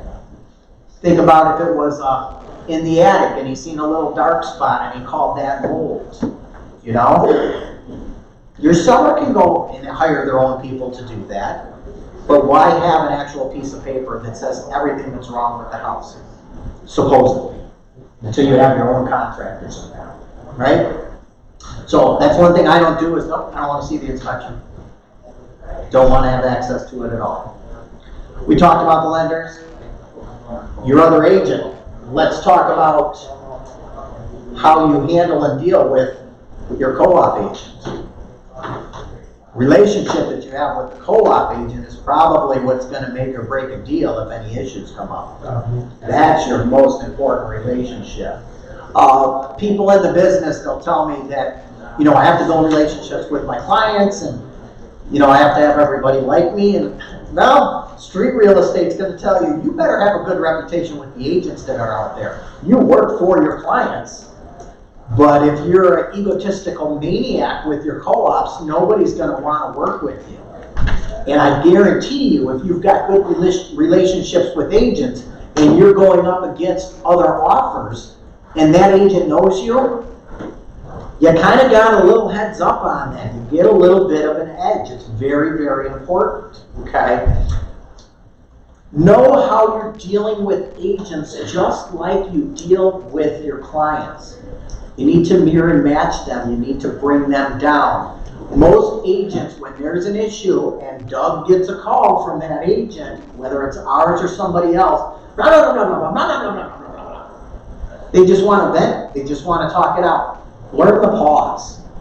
That's a huge thing for you. So when an agent calls you and they're a complete idiot, before you're reacting, pause. Even if it's to the point of, I understand where you're coming from, let me give you a call back in an hour. I'm going to give you a call back. It's going to give you time to reflect and know how to answer that properly. When you're running into issues with agents, think about what you're putting on text messages. You're representing your client, right? So what if you say something that's wrong that could get you into a pickle with text messages? That's our first instance. Is we don't like it. Who likes confrontation here? Nobody, right? So what's the easiest thing to do? Text the other person, right? Sometimes it's taken out of context. Get out of that habit. Call them up to discuss the issue. Come up with that. Does that make sense? Lou, you'll definitely attest to that, right? And conversation with somebody face to face or over the phone is key to it all, because you can tell their tonality and their mood and everything else, and it holds a whole lot more weight than a text or an email, because that takes the whole person-to-person equation completely out of it. Absolutely. And face-to-face, like Lou says, is the best. Do you have to be physically there? No. We have Skype. Nope. We have Zoom. We have FaceTime. Yep. That's about setting the expectations in the beginning with your consultation. How would you like me to communicate with you? You know, I'm going to have to talk to you personally. Are you okay if we face-to-face? Man, if you can start to see some emotions. Well, remember, they can see your emotions too. It's like, oh shit, I got to close this deal and make my car payment. You don't want that emotion to come out, right? Right? Always remember, it's about them. That's the important thing, is it's about them. Other people that might be involved in the process, you may have attorneys involved. Attorneys are so fun to deal with. They know everything. I had one deal where an attorney literally went through the purchase agreement and crossed out is and put and or something ridiculous like that. You know? Yeah. They're getting paid to do a job, and it's your job to see does it really affect your client? I mean, if they're changing that word, does it affect their client? Are you going to get your ego involved? You can't do that, you know? So know what they're changing and going from there. We still cash back on when you're getting the contracts in. You have to read the contracts. Like Stacy was talking about, the escalation clauses that we don't allow. Like the security deposits that we don't allow. Just got one from Real Estate One that had a security deposit in there. You have to review that. You've got to know what's in that contract, because if something comes up down the road, you have to be able to cover for that. And if you don't, you're in trouble. While you're on the subject with attorneys, I have to knock on wood. I've had a pretty good rapport with several different attorneys throughout my career because the contracts that we use are drawn up by attorneys, and they kind of like that, and it makes it so much easier to work with them, especially when you have all your documentation done correctly. It's like they're putting in your hands, and they just got to look at it and go along with the flow. You know, like I said, I've been fortunate that way. I haven't really had in a long time someone pick apart a PA or anything like that, but I have had that. But lately, in the last several years, they've been pretty easy to get along. I think the only time that we run into issues, and that you had the issue, is when laws contradict each other. And a good example would be, you know, you have a probate or you would have an estate that says that the actual seller or executor doesn't have to fill out the seller's disclosure statement. Okay? However, that actual person knows that basement is leaking. So you have license law and then you have contract law that kind of contradict each other, and the attorney's going to say, my seller doesn't have to fill that out. No, they don't, but your seller has a duty to disclose that basement is leaking. You have to do that. And you'll get into those situations. You had that, right, Lou? Wasn't it you that had a similar situation to that? It was a while ago.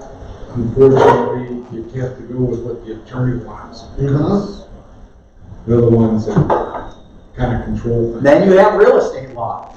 That's the third thing that goes in there. So if you walk into a basement and you know that it's leaking, do you have to disclose it even if the seller didn't? Yes. Right. So these are the kind of things that you kind of prepare yourself for.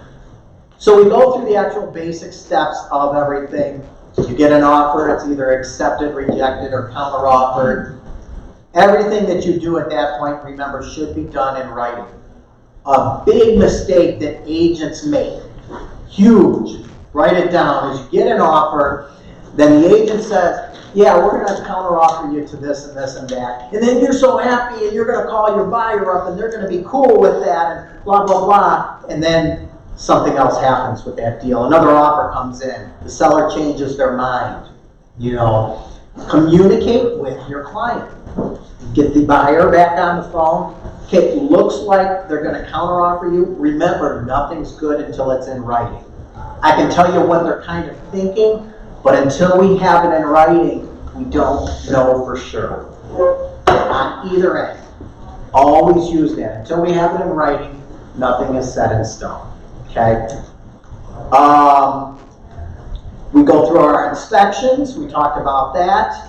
At that point, they're getting through their mortgage, their appraisal process, and waiting on clear to close. We're running the title work, making sure everything is good on that. Double check on the title work, like I said, on both ends of that transaction.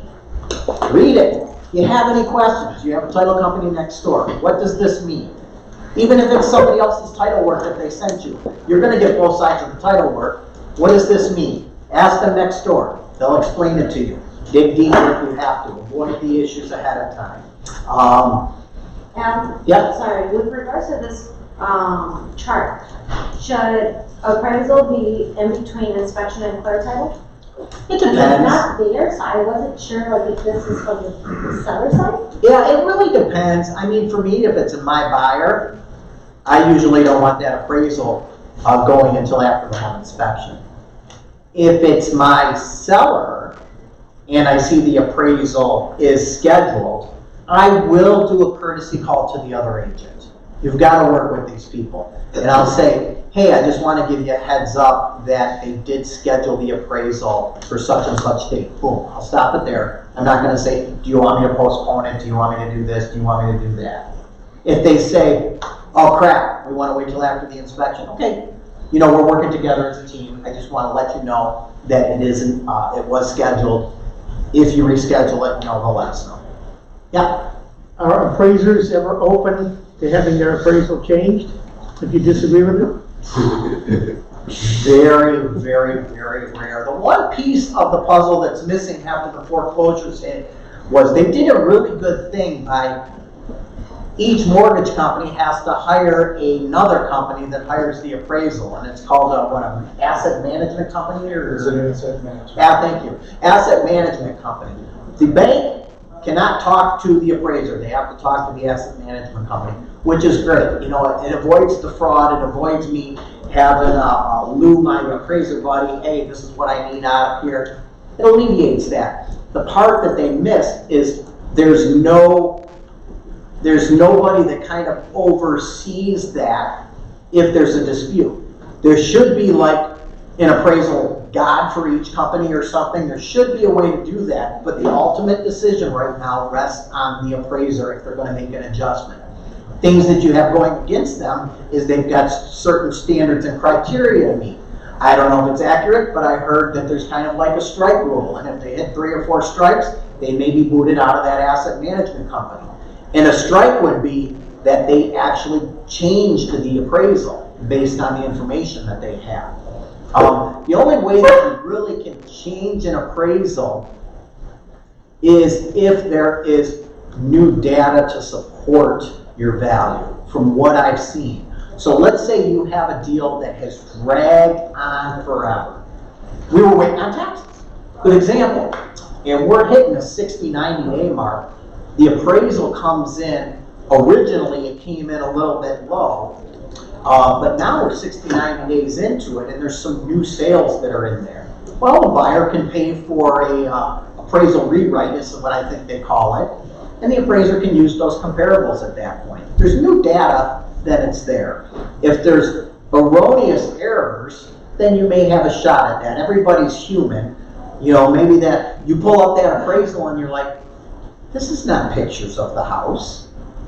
This is a different house. Okay, now we got something, you know, something might be there. You know, whenever I try to dispute an appraisal, which I've only gotten a handful actually working, I try to get that appraisal, and if I have different comparables, you have to actually diagnose that appraisal and say, okay, what did he give for an adjustment for a basement or a finished basement? And you have to be able to give him comparables based on those adjustments. Does that make sense? So I mean, if you can, I have a higher appraisal here, give them reasons for that. This is why I think. This is what it is. The bank won't even allow you to do a request for an appraisal review unless you're sending them good comparables and reasons why. And a lot of them, they want like 3 new comparables. Tell us why. Tell us why you want to. They won't even go through that. And I've sent an appraiser who has appraised our. See, we have a new construction. Well, as we have built throughout 2 years, well, the cost of building goes up. Right. And they're going, and most appraisers will just look at that street. I mean, they'll take their appraisal from right there on that, whatever has sold right there. Well, that was 2 years ago. You know, the cost has gone up. And so I sent them like within a mile radius, you know, new construction, and compared it, and they have gone up. Yeah. They have not much, but they will go up a little bit. And so it's good to, you know, fight it a little bit, you know, with reason and in giving them justified comparables. Exactly. Yeah. And it's, you know, with new construction, I don't know if any of you have ever dealt with new construction. If you've got a subdivision that's, you know, a quarter or a third of the way built, try to get the builder to come down on his price. Not happening. And it's not because he doesn't like you. It's because he has to worry about another 2/3 of a complex appraising out. So if you've given him a low price and he lowers his price to that, now he has a low comparable and he's got another 100 houses to sell with this low comparable.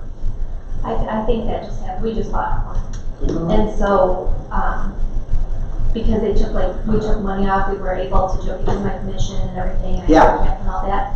So actually it was, I paid a little bit less, which you don't normally get to in new construction. And the house next door is exactly the same house as mine. And they just had to lower it to the price that we paid. See? Yeah, I don't like people like you. Sorry. See, now, if you would have been smart, you would have actually increased the price of the house and like raised your commission to like 30% and Yeah, then right. and taken a vacation with it. I Been know. appraised, hey, why not, right? Well, what we did one time was the commission, we gave it back in concession. Yeah. So she didn't take the commission, and the sold price was, let's say, 305, and we gave her money back in concessions Yeah. to, Or appliance packages. exactly, Or to make up upgrades in the for carpet, the, things Yeah. like the that. Well, they put it commission. in the remarks that an agent had bought and everything, but I don't think it mattered. They It doesn't still had to, they Yeah, still had the to lower sales the price price. is still the same. Still the sales price. Yeah. So, yeah, the builder would rather stay at his sell price Yeah, and give an appliance package. yeah. Right? Exactly, exactly.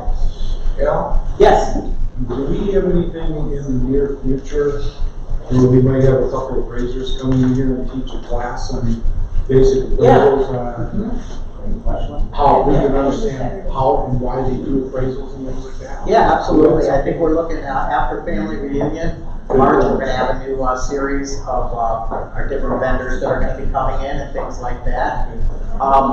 The question that everybody asks an appraiser, which is, I mean, even though you kind of had an adjustment sheet on that, when you ask an appraiser, how much do you give between a basement and non-a-basement? And most of the appraisers that were gonna come in here are gonna be like, there's no set figure. Tell me the area. I have to know if there's basements versus non-basements there. Is it common? Is it not common? There's a lot of different variations to that. Okay, who's gonna read what I can't read up there? Throughout the entire contract to close process, follow up regularly with the closing title, escrow company, and the loan officer to be sure everything is progressing on schedule. Have I pounded that enough to you guys? Okay, it's communication is where you have issues. It's because of lack of communication, guaranteed. 2. Anybody? Both agents should attend the closing to be a resource to their clients and to be sure items, keys, security codes, door openers, etc., providing access, security, and use of the property are turned over to the buyer. It's also a chance to thank your client and ask for referrals. Okay, so let's talk about the actual closing and preparing your client, whether it's the buyer or the seller, for what happens at the closing. Most agents don't do that. You need to go through with your client and explain things that are gonna go on. You know, we're gonna have 2 sides of the deal. You're gonna sign the same damn paper 4 times. You're gonna see a lot of repeats. It's just the way that it works. Everybody needs things that are notarized. They're most likely gonna start with the buyer. The buyer has the most things to sign as far as the mortgage goes. There's gonna be a point where maybe the closer's gonna step out. They're gonna have to email things over, and we're doing what's called waiting for funding. So because you're getting an FHA mortgage, you're approved. They just want to make sure that you sign the documents before they release the money. We just had an instance earlier where the money gets wired over to the title company, right? The funding does, and sometimes that doesn't happen. Prepare your clients ahead of time. Hey, 9 times out of 10, everything is going to be good and it's going to disperse right at the closing. Sometimes there's a chance that doesn't happen. Understand that the mortgage company is going to wire their money basically to the title company. This is not a typical Western Union. It actually goes through the Federal Reserve. So depending on the time of day that that's initiated, and if we're at the end of the day or the beginning of the day, that might not hit right away. We'll get confirmation numbers, but I just want to let you know, hey, most of the time, we're good to go. I just want to prepare you in case that happens. As far as the money, I thought if it's under 100,000, they can bring a cashier's check. Depends on the title company. Okay, so I know over there it's under 100,000, it's a cashier's check. If it's over 100,000, it has to be wired. Right. Yeah, and that's for the buyer's money. The buyer's money, yeah. That's the other thing. Make sure that the... Well, how much was it? Over 400. Really?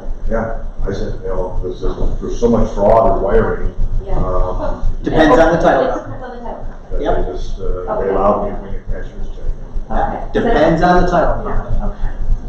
And think about that with your buyer as well. They're gonna have their figures hopefully ahead of time. You really should be pounding the lenders for those final figures and the title company.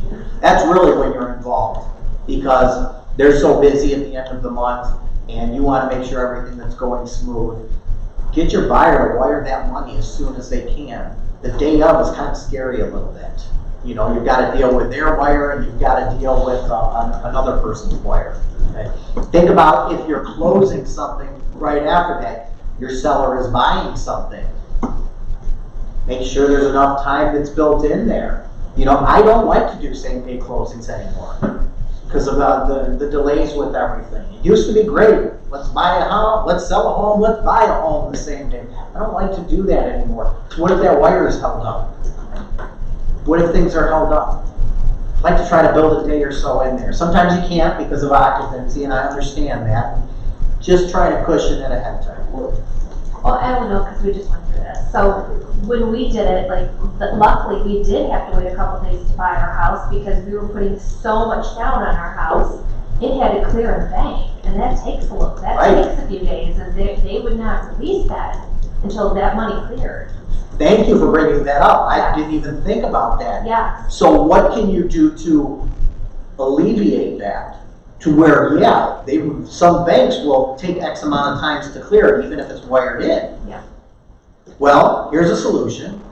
If you're using, let's say you're using First Premier on both sides, and you sold your home and you have your proceeds, will First Premier allow you to then hang on to your proceeds, apply it towards your second closing, the home that you're buying, because they're handling that side too, and cut you a check for the difference.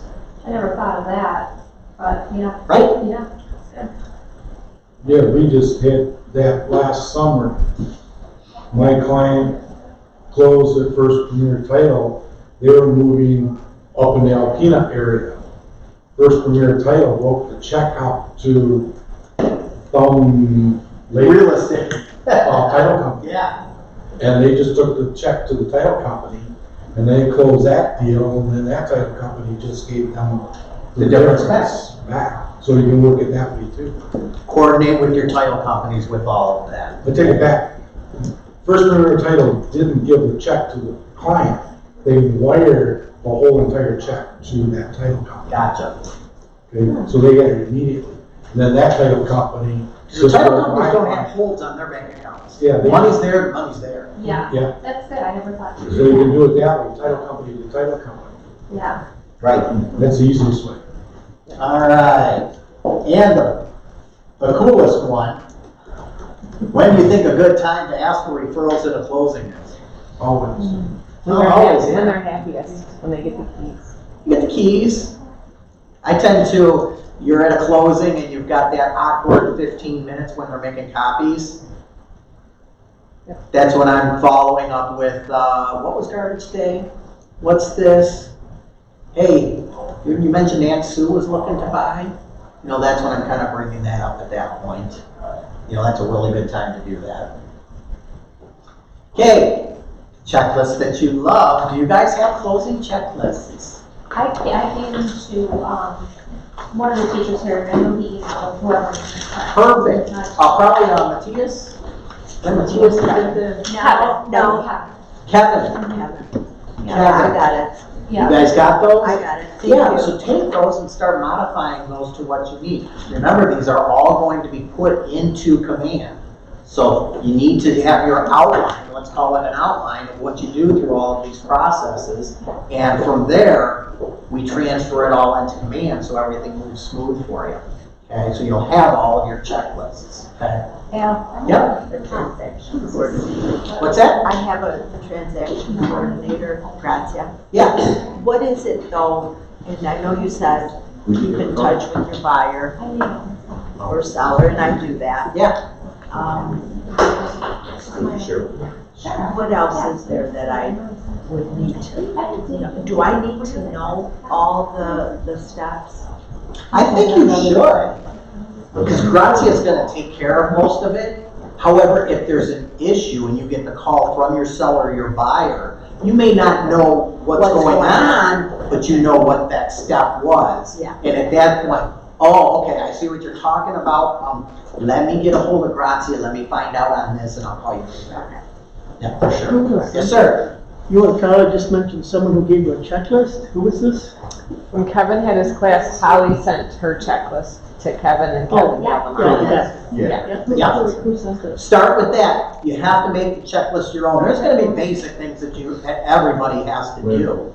But look at creating your checklists that are specialized to you and what you do extra for your clients. Okay, that's what you have to do. And then you can put your assignment. Okay, thank you very much. Be a problem solver, page 20. I didn't look at page 20, so let's see what's on there. Oh, things that could go wrong. I know we did this through the whole process here, but there is a lot of things that go wrong. Lou, do you have the list of everything that can go wrong with a transaction? And how many items are you up to? Right. It's like 67 or 87. Yeah, it's up to 80, I think it's 88. Yes. I had that checklist. There was 88 items that can go wrong with the transaction.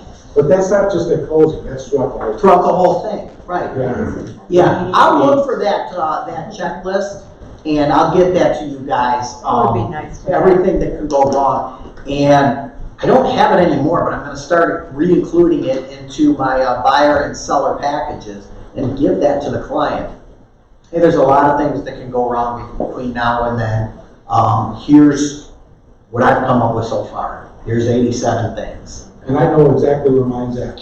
Do you? It's in my presentation. There you go. Lou is gonna get us that checklist, and then I will get it out to everybody. Okay?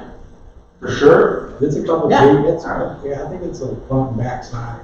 Yep, exactly. That'd be nice for that. As a matter of fact, I forgot to pass around the assignment sheet, so let's do that. You guys hit this check mark. Get this around so I know who is here to get it out to you guys. Right. So let's have everybody turn to page 21, and hopefully you're the same thing, and it's the things that could go wrong. Is that what you got? Yeah. Yep.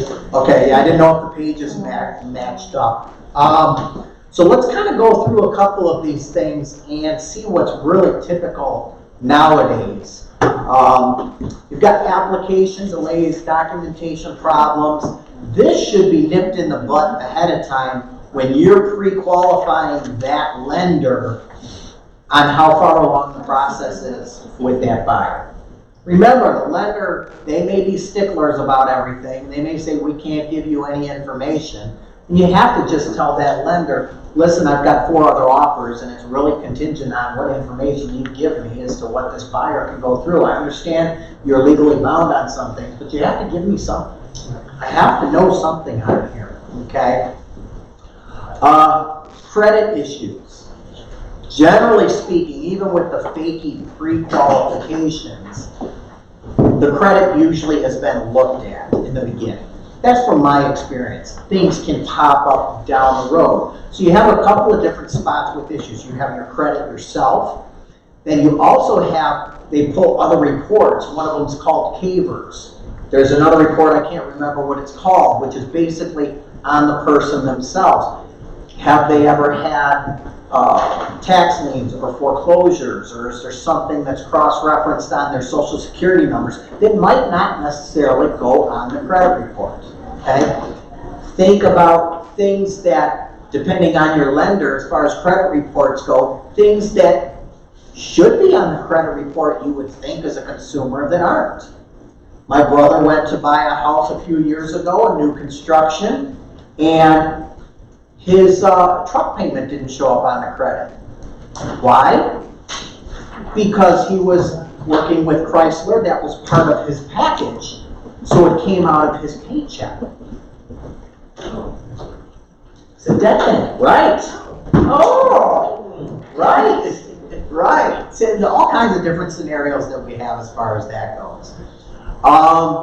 Know your buyers and their credit situations, especially if they are really close to those numbers. You know, all it takes is a credit inquiry to bump somebody from being able to get a loan. So make sure that you are really close with your lenders, know where they stand with everything. Okay? Down payments. Make sure that that buyer has the funds to actually close on the property. We're waiting on tax money. We're gonna get a gift from Aunt Edna or Grandma Sue. Is that gift in place? You know, have you actually talked to that person? I do. Well, give me a grandma's number. I want to be able to talk to her and kind of explain the process so she's not taken off guard. Oh yeah, I call. Wow. That happened Why wouldn't you? That happened to me. One of my buyers who came to the EMD and he didn't have the money. He said it was going to be gifted from his brother, and the brother's like, he never asked me. Right. So I learned now. I'm going to ask too. Like, who's gifting it to you, and I'll call them and make sure they know what we're working with, and you need them to. Oh, it's okay. They're gonna give me the money. No, it's not about that. I want to tell them the process because you have to understand that they can't just give you cash or they just can't give you a check. It's a full process because of all the terrorism that the bank has to go through to verify where this money came from and where it went. On that same deal, he needed 1% down for a Mishta, which was like $150,000 home, so $1,500, and we got to almost to closing, and he had no money. He had spent it on an engagement ring or drugs or I don't know. Something. It was gone. Like, okay, there goes that. I would say it was probably in that order though. But I did all that stuff. I did all the stuff. I got him pre-approved. I talked to everybody, everything, and then when it came right down to it, it wasn't there. So I mean, even if you're very diligent about all these things you're supposed to do, it doesn't mean it's gonna happen. Right. Because that happened. The lender told him, I told him, like, keep saving money, keep putting money in your account, and we got down to it and he spent it all. Yeah. Because he was pre-approved already, so he thought he was good. And he thought he was going to get gifted this money, well, because of the issue of why he spent the money, the brother wasn't going to gift him more. Right. He didn't trust him anymore. So it was like, okay, it was ugly. Well, even if the brother did in that instance, the brother wouldn't have been able to. Right, because he needs 1% of his own money. His own funds. So keep that in mind too. Certain loans require that the buyer has a certain amount of their own money in. But can the EMD thank you. be a cash like a gift? It depends on what kind of loan It depends on the loan. And yes, it could be a cashier's check. Yes, it could be cash in worst case, but the lender has to verify where that came from. So in other words, if it was $1,000 EMD, the lender's gonna say, show me the bank account that you pulled the $1,000 out of. I need to see that transaction. But if there was cash deposited the day before the EMD was written? Can't. You can't do that. Yeah, it has to be seasoned funds with most of the lenders. How long do they consider? Unless they show, Depends on the lender, depends on the loan, but I think it's like a 60-day rule, 90-day rule, something like that. unless they show where $1,000 was taken out of somebody else's account. Like the person. If the gift was allowed. Yeah, because they're gonna want to see. Or it was shown where it came from, so they're okay with money being put into account based on a paycheck, where the extra money comes from. Well, this is our tax refund. Great. So that's where it came from. You use Chris's mattress money? Chris's mattress money, yes. Exactly. Know about any contingencies that are on your transactions. When you write an offer and it's your buyer, do they have a home to sell? If you don't put that contingency in there, even if you guys are really, you're 2 days away from closing on their existing house and something happens, you have an issue. You have to keep everything on up and up. Yes? How long do you normally give for contingencies for that? It depends on the situation. So you've got two types of contingencies. You have, I have to sell and close my house, or I have to close my house. So if I have to close my house, I already have a purchase agreement that's accepted that has an approximate on or before closing date. So that's going to dictate my contingency at that point. If I haven't sold the house yet, and I'm entering into like a 72-hour contingency, meaning the seller can still show the property, then at that point, it's based on the market. You know, I may do a 72-hour contingency and say, hey, it's good for 60 days. It's up to the seller to accept it at that point. They still have the ability to show the house, sell the house, take another offer, but you have the first right of refusal on it. So if you're giving 60 days, that means that you guys obviously can't close until you have, do they have to wait this, I'm a little confused with that, the whole 60 days. It's like, we really like your house. We still have to market. We don't have an offer on our house yet. We still have to sell our house. Yeah. So we'd like you to accept this contingency and give us 60 days to actually sell our house. And they're supposed to take theirs off the market for 60 No, then let me finish. Okay. However, we understand that that's a long time to wait. We haven't sold our house yet. So if you accept our terms, we are asking for 60 days to close that. You can still show your house, sell your house, and you can even take another offer, whether it's higher than ours, lower than ours, it doesn't really matter. But if you do accept another offer, you have to come back to us, and you have to give us 72 hours to decide if we can actually perform or not. Got it. Okay. Perfect. Yeah. If we can perform, then at that point, now our offer is becoming contingent on the closing of our house. We've accepted an offer. If we can't perform, we're going to back out, we're going to get our deposit back, and you're going to sell to that other party. Perfect. Okay? You're going to see this pop up the next year or two. And it's going to be, and you really should grab the 72-hour contingency form, and you should review it and understand it. Because you're going to have to explain that to the agents that got in the business the past 5 years that don't get it. They're going to think you're coming up with this new sorcery trickery type of thing. And it's been around forever, okay? As the market softens and market times extend, this is a way to get them in there. Yes? So in the selling of these business trade, a lot of people will come in and say, you know, we have to sell our home. And I say, well, keep in mind that we do accept offers contingent on the sale of your home. And they're like, oh, you know, and like, what does that mean? And the seller, it's not really super appealing to him, the builder, but he still gets to market the property. We still, it's the same thing, but you almost have somebody, you know, on a string. Right. You know, they want the house, you know, and if they sell their home, it's a win-win.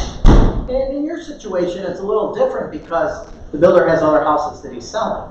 So that buyer is kind of locked into that particular house in that lot, but your builder has other ones to sell, and if this falls through, he'll just be able to flip back to that one. Right. Exactly. An easy way of presenting that to a seller or a buyer, because I've never had a problem with this, is that puts, if it's my listing, and somebody brings me Al brings me an offer with a 72-hour contingency, these people still have to list their home and sell it in order to close.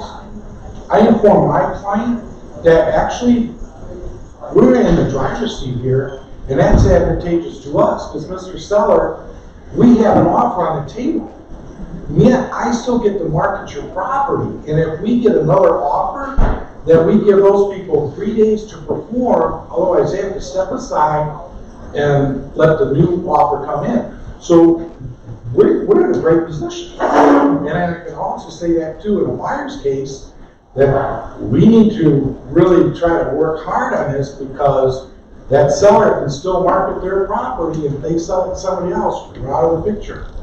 So it's really easy to me to explain that, and I hardly really ever have a problem getting that kind of contingent accepted, with, especially with other newer agents, because they don't know how this works.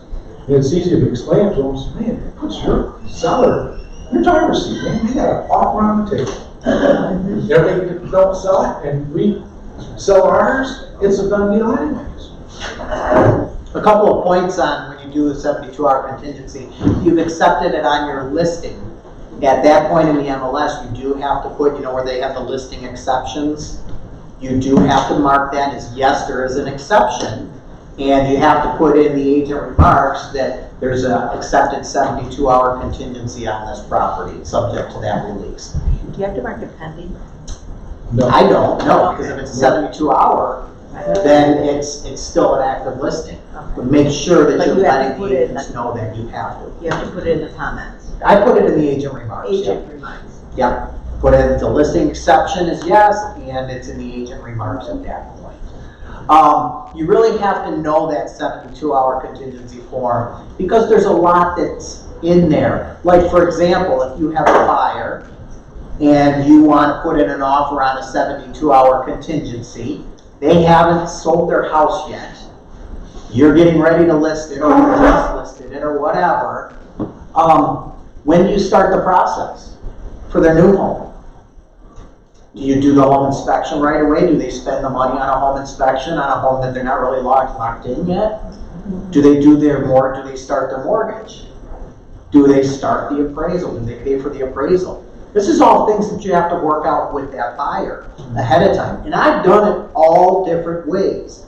The seller kind of wants to see some type of movement. You know what I mean? And I will advise the buyer, right or wrong, it's just the way that I think, is that why don't we go ahead and at least have your home inspection done? It's going to cost you $320. Let's show this seller that you're serious about that. And you're going to have to do it anyways. Let's get it out of the way. As far as the mortgage end, I may go ahead and they may be prepping with that, but I don't necessarily want the appraisal done right away. When do you think, if I did a 72-hour contingency, when do you think it would be advantageous to actually have them pay for an appraisal right away? I can think of one instance. Say it, you said something. No, I was thinking something else. I was thinking you were going off the house and it was off, and yeah, I was thinking something else. Any thoughts on it? I'm probably misunderstanding the question. You write an offer with a 72-hour contingency. Okay. I have the buyer. You have the buyer. And normally I wouldn't want the appraisal done until I've sold their house and I've removed the 72-hour contingency just subject to the closing of their house. If there's good comps on the market, timing-wise? See, you're right on, Brad. Timing with the market. What if we're getting into a declining market and values are going down a little bit?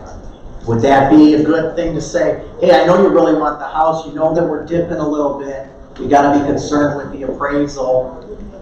You know, I don't know if the seller's willing to come down if it appraises less, we don't know that. Maybe that's an opportunity to get that done, okay? I've had it happen the other way. Let's say you have a home and you're like, I don't know if this damn thing's gonna appraise. You wanna pay for the appraisal? Let's get the appraiser out of the way right away. Let's find out. We'll do our home inspection after. It's all on how you word it. Does that make sense? Okay. Really see how I saw some of them I can't have checklists with? For me, I just have a checklist of things I do in order, but there's, like, for me, I put everything on there, like this happened or that happened, or talk to this person or that person.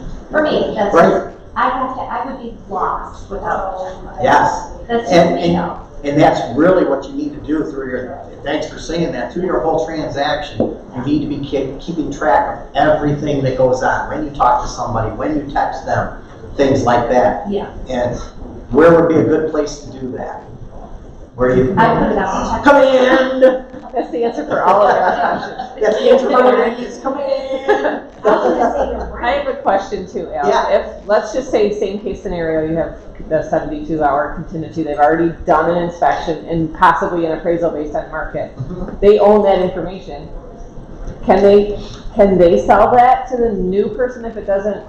Generally not. So it has to be done you have to think again, even if you know it? Couple of scenarios. Okay. So you have to think that, first of all, each bank is going to have a different asset management company that they use to But how about the appraise. inspection? What's that? How about the inspection? Can they sell that information to the I next guess they person? could. If I was the new agent on that, I probably wouldn't want it. Right. I would still want them to have their own. But if it's a reputable company, let's just say you bring the other seller. I don't see any reason why they couldn't.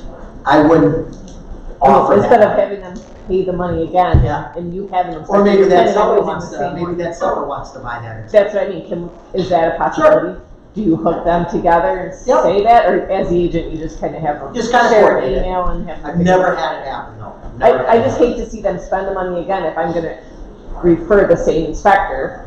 Mhm. And it's Most within of a the week or inspectors two, that like, I why? deal with, Uh-huh. if we do run into that scenario, Mhm. I do get a little bit of a discount from them on the second thing. Oh, okay. And money is also based on time, so even though an inspector may take 3 hours at a home inspection, he has to explain, this is what we're gonna do, the blah, blah, blah, blah, and this is the form, and this is that. They've been through it already. Right. So that's gonna alleviate some time, and they gain the knowledge from that. Right. You know, remember when we talked about this needed to be fixed on the other house? You see it's pretty typical, it's the same scenario. Now, as far as the appraisals go, an FHA appraisal stays with the house Okay. for So 4 once months. it's done, it stays with. It stays with the Okay. house, yep. That can, depending on certain scenarios, you can get a new FHA appraisal, but you'd have to talk to the lender on the different guidelines to do that. Okay. Doesn't happen too often, generally speaking, that FHA appraisal stays with the house, is how it is, okay?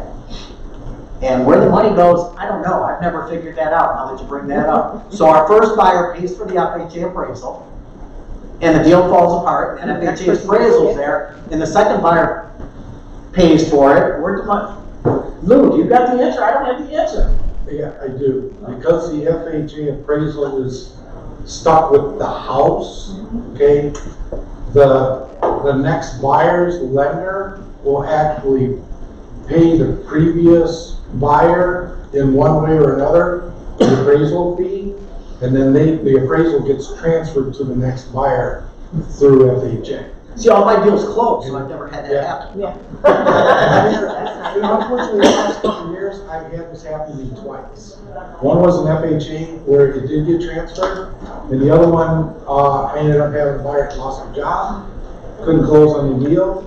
The next buyer bought the property, and this is where our negotiation skills come into play, is we actually talked with the other lender, and we found out through the asset management companies that they both had that same appraiser underneath their group of appraisers. So they were able to reimburse my client a portion of the appraisal fee. You gotta remember something too. If the appraisal fee is $450, the appraiser's not getting $450. Right. The bank or mortgage company is getting almost half of that. So if the appraiser's only getting $200 to do the appraisal, he's spending 10 hours, you know, he's making, what, $2 an hour?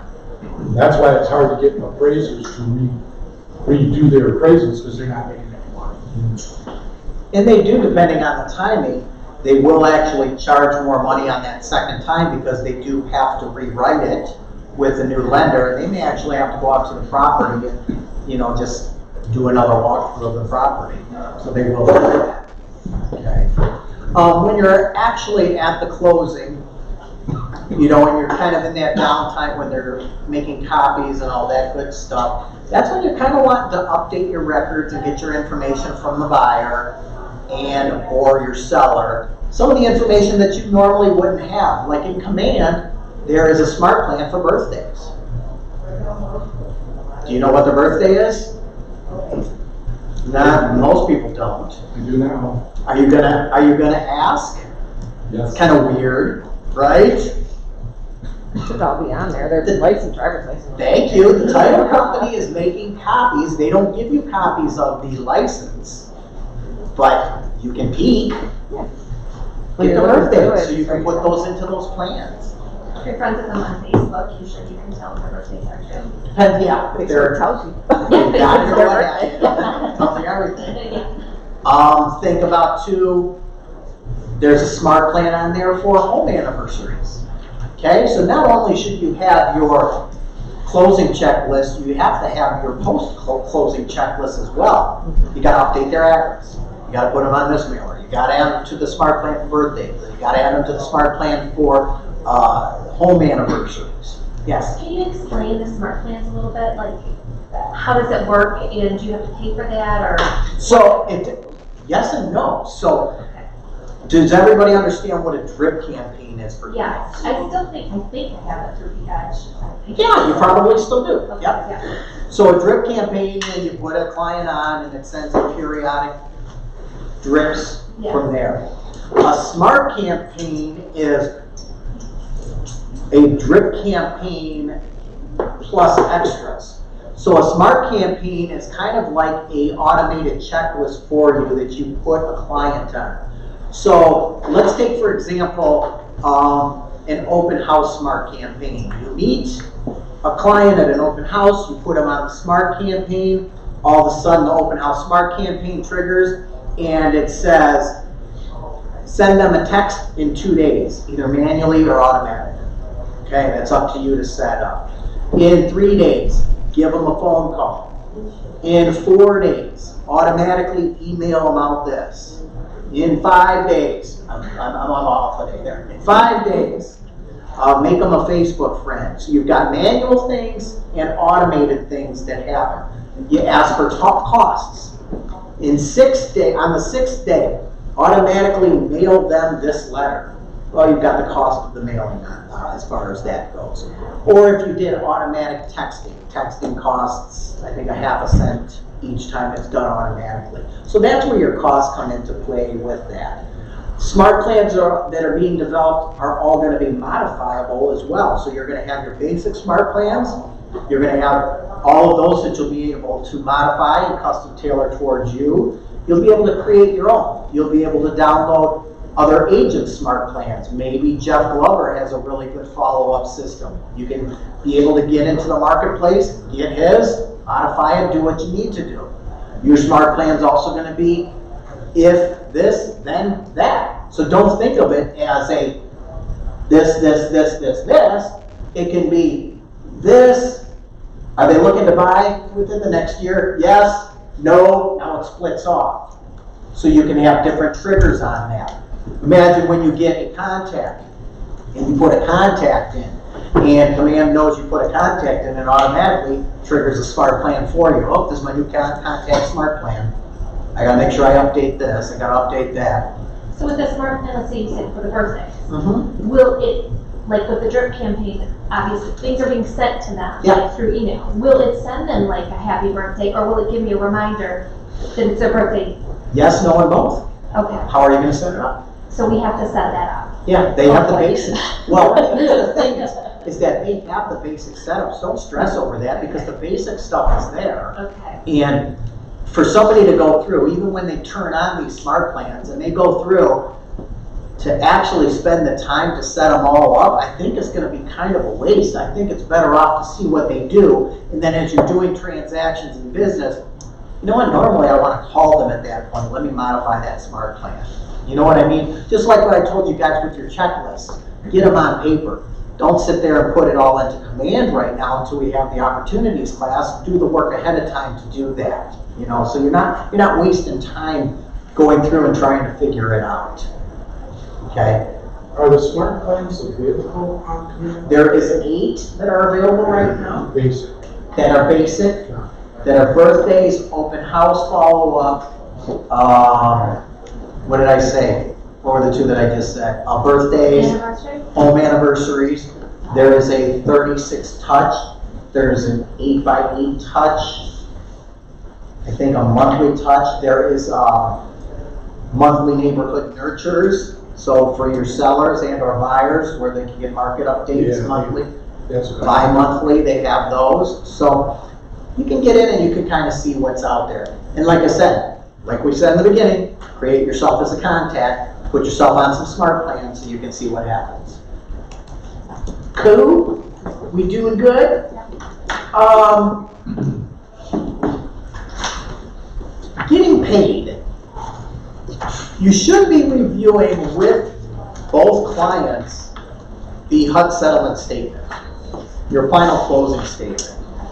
Sometimes you don't always have the lender information. Pound them, try to get that lender information. They have to understand where the money's coming from or where the money's going. And I try to sit down with my clients ahead of time and actually go through everything to make sure there's no issues at the closing table. And if you go through it with them ahead of time, and there's an issue, now you may have time to try to correct that, okay? You're gonna know all the figures, you're gonna know what their payments are, you're gonna know what their escrows are. Go through that. If you don't understand that, reach out to the title company. And they'll be doing another class on that to go through and say, this is what this means, this is what that means. A lot of the numbers are kind of worked backwards through our they call it the CD, the closing disclosure. So you have to understand where it's going. And you have to be able to show them. A lot of times, people are like, oh, well, are you gonna bring my deposit? No, actually it's credited right here. Here's where it goes, okay? Also, make sure that the compliance fees are on there, that the commissions are correct. Double check on that. When you go to closing, you know that you're getting a $4,500 commission check, and they hand it to you, and it's $3,500. Well, be smart enough to know that that's because we have $1,000 deposit held here. I mean, are you gonna make a shit fit about your paycheck in front of your clients? No. Check it all out ahead of time, okay? So know your figures, know exactly what's on there, spend the time with your clients to go over that with them. If you can't meet them face to face, call them on the phone. I'm emailing you this, I want us to go over this with you. Oh, the bank already did. I understand. I just want to make sure that we're all on the same page and do our checks and balances with that, okay? Next month, check out the classes that are going to be on the calendar. I would still suggest that you attend the contract to close class that Kelly does. She gets into a lot more of the nitty-gritty of what she does behind the scenes. Not saying that you have to use her, but she uses the process and systems that she's been putting in place for how many years? 10. 10 years. That's what we're saying from now on. 10 years. I didn't do that on there. Okay. So I would say you definitely want to do that. I'm just going to see if we missed anything. I think we covered a lot of it. So let's take the last few minutes here. It looks like we might even get out a little bit early. What kind of ahas did you have? I think I was supposed to push these buttons, but hey, I'm a talker, right? So let's say, just for the purpose, I went through all of that, blah, blah, blah, blah, blah, blah. Close the deal. All right. What kind of ahas did you guys have? Something. Please tell me I did my job. I did. Learn something. I got one. Go. When we were talking about open houses and how you want to ask them if they have a realtor, but you don't want to ask them that. I like what you said about who is your realtor. Who is your realtor? That's Yes. a good way Not around if you have one or not. Yes and no questions don't give you information. Open-ended questions do. Always keep your questions open-ended. It's almost always a friend of mine. Yeah, I have a friend. Yeah. Right? He's your realtor. He's a friend of mine. What's Yes. his name? Maybe I work with him. But I This Sweet Lou. I missed that. So what is the question that you asked the potential? I don't ask people if they're working with an agent. I say, which agent are you working with? Oh. Yeah, Because if you say, are you working with an agent, they all say yes. When they say, oh, it's my niece or it's. Do you have a professional that you're working with? Same thing. Same thing, I'll let you can know. only do so much, but Yeah. Professional? it's a good. Because a lot of people are professional. That seems to really drive things home a little bit better. Just to throw that out there. Yeah, he's right. Is that a yes or no question? So then rephrase it. Which professional are you working with to help you buy or sell a home? Yeah, perfectly. Oh, I'm working with that professional. Right. What else? I like how you told us about the taxes right now, to make sure, that you're asking all these questions, things that you might not even think of. Like, I mean, you think that, like the mortgage or whatever, but you have to think too, that you have to tell them all these things. And another thing too is remember you're building a relationship for life. Yeah. And it's scary because you want to close the deal and you're showing houses. And you have to make your buyers aware that their taxes next year are probably going to be going up. Okay, based on how long previous people lived in the home. Yeah, because it caps. So understand how the taxes work and show them where they can Google Michigan property tax estimator to find out where approximately their taxes are gonna be. You don't want that call next year come February, March, oh my gosh, my taxes jumped $1,000. You'll probably still get that call. Remember, we had talked about that. That's why we said we needed to put X amount of money aside, and this is where they're gonna fall. You got a great discount first year on your taxes. Okay? Sweet Lou. We've gone through this whole process and we just closed and everybody's got their checks and ours got their keys and we're doing all our hugs and kisses and whatever. Are there any kind of gifts that you might be giving to people?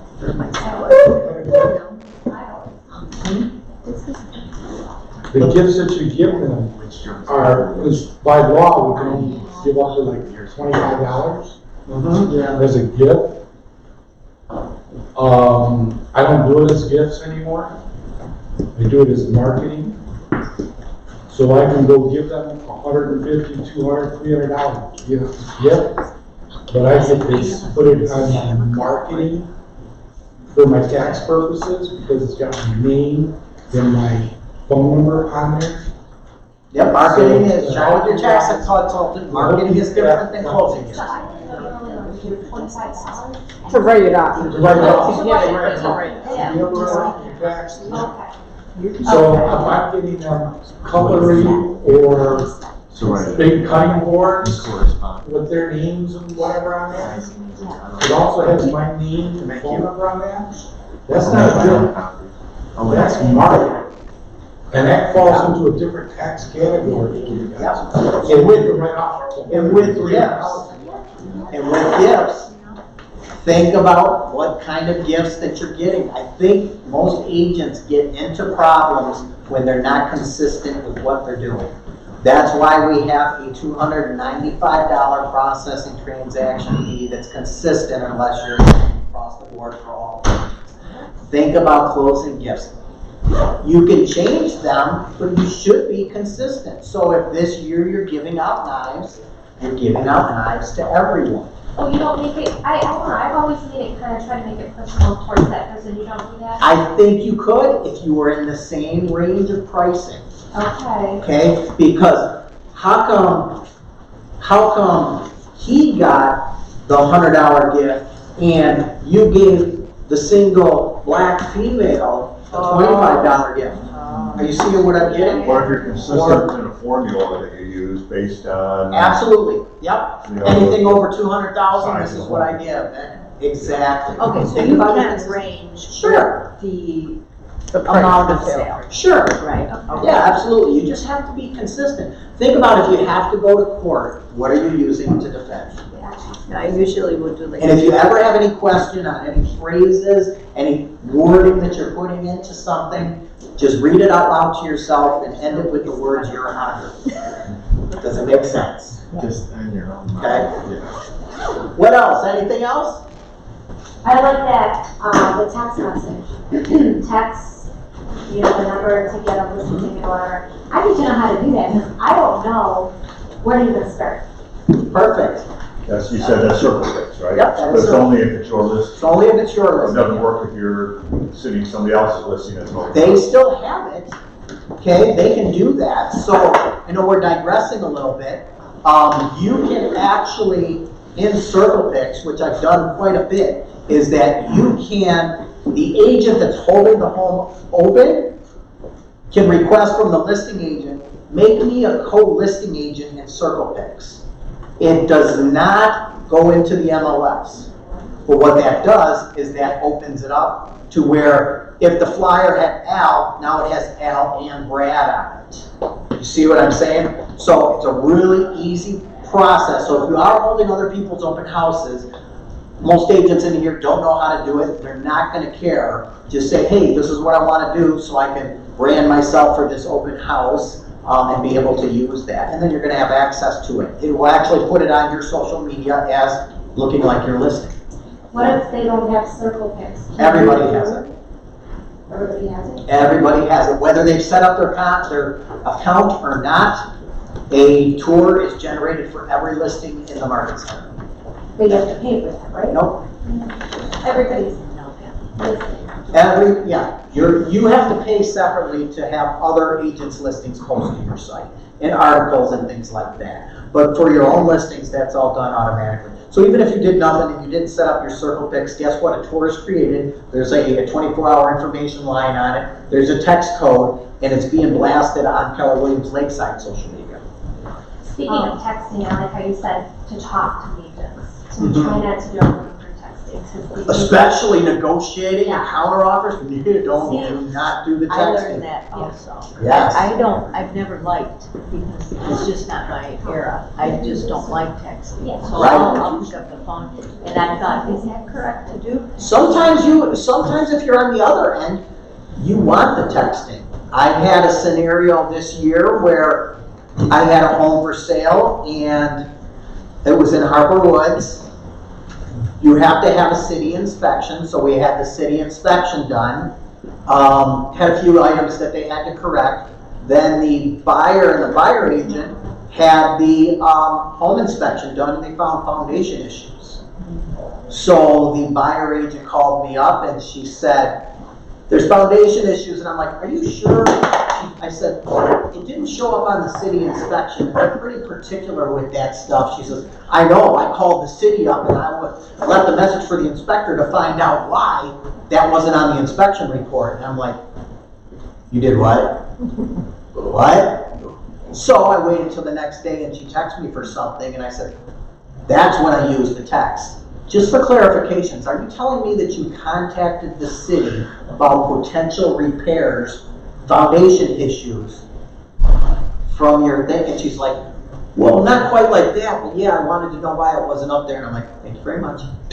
I mean, some potential liability that was created there. So you had a record. So now I have a record.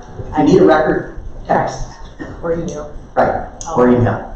Got it. Thank you, email's the same way. Going back and forth, great, can you send me that counter in writing? Yeah.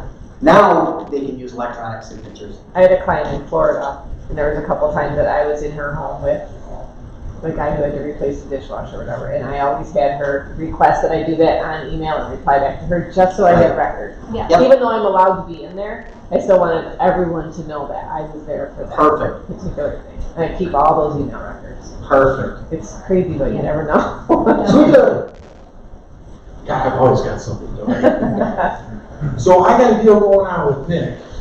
And I called Nick up because we got a couple situations that just came up on the transaction. Nick's driving, and he hits his phone and goes to his stereo system, whatever. And him and I are talking about the situation. We finally come up with a conclusion of what we want to do. And then I will tell Nick, I'm going to follow up with an email to you to get back with your client so then we can get this put in writing. So that way I have a verbal conversation with him, and I also have an electronic conversation as well. If you want To that. back it up, so that. And you start that with both of us. per our conversation. Yeah. I've done that too. I'm just gonna, reiterate this on the email. If that's Right. okay. That's all I have, unless you guys have any other questions. You're great, thank you. Thank you. Thanks, End of Ignite, coming Friday, right?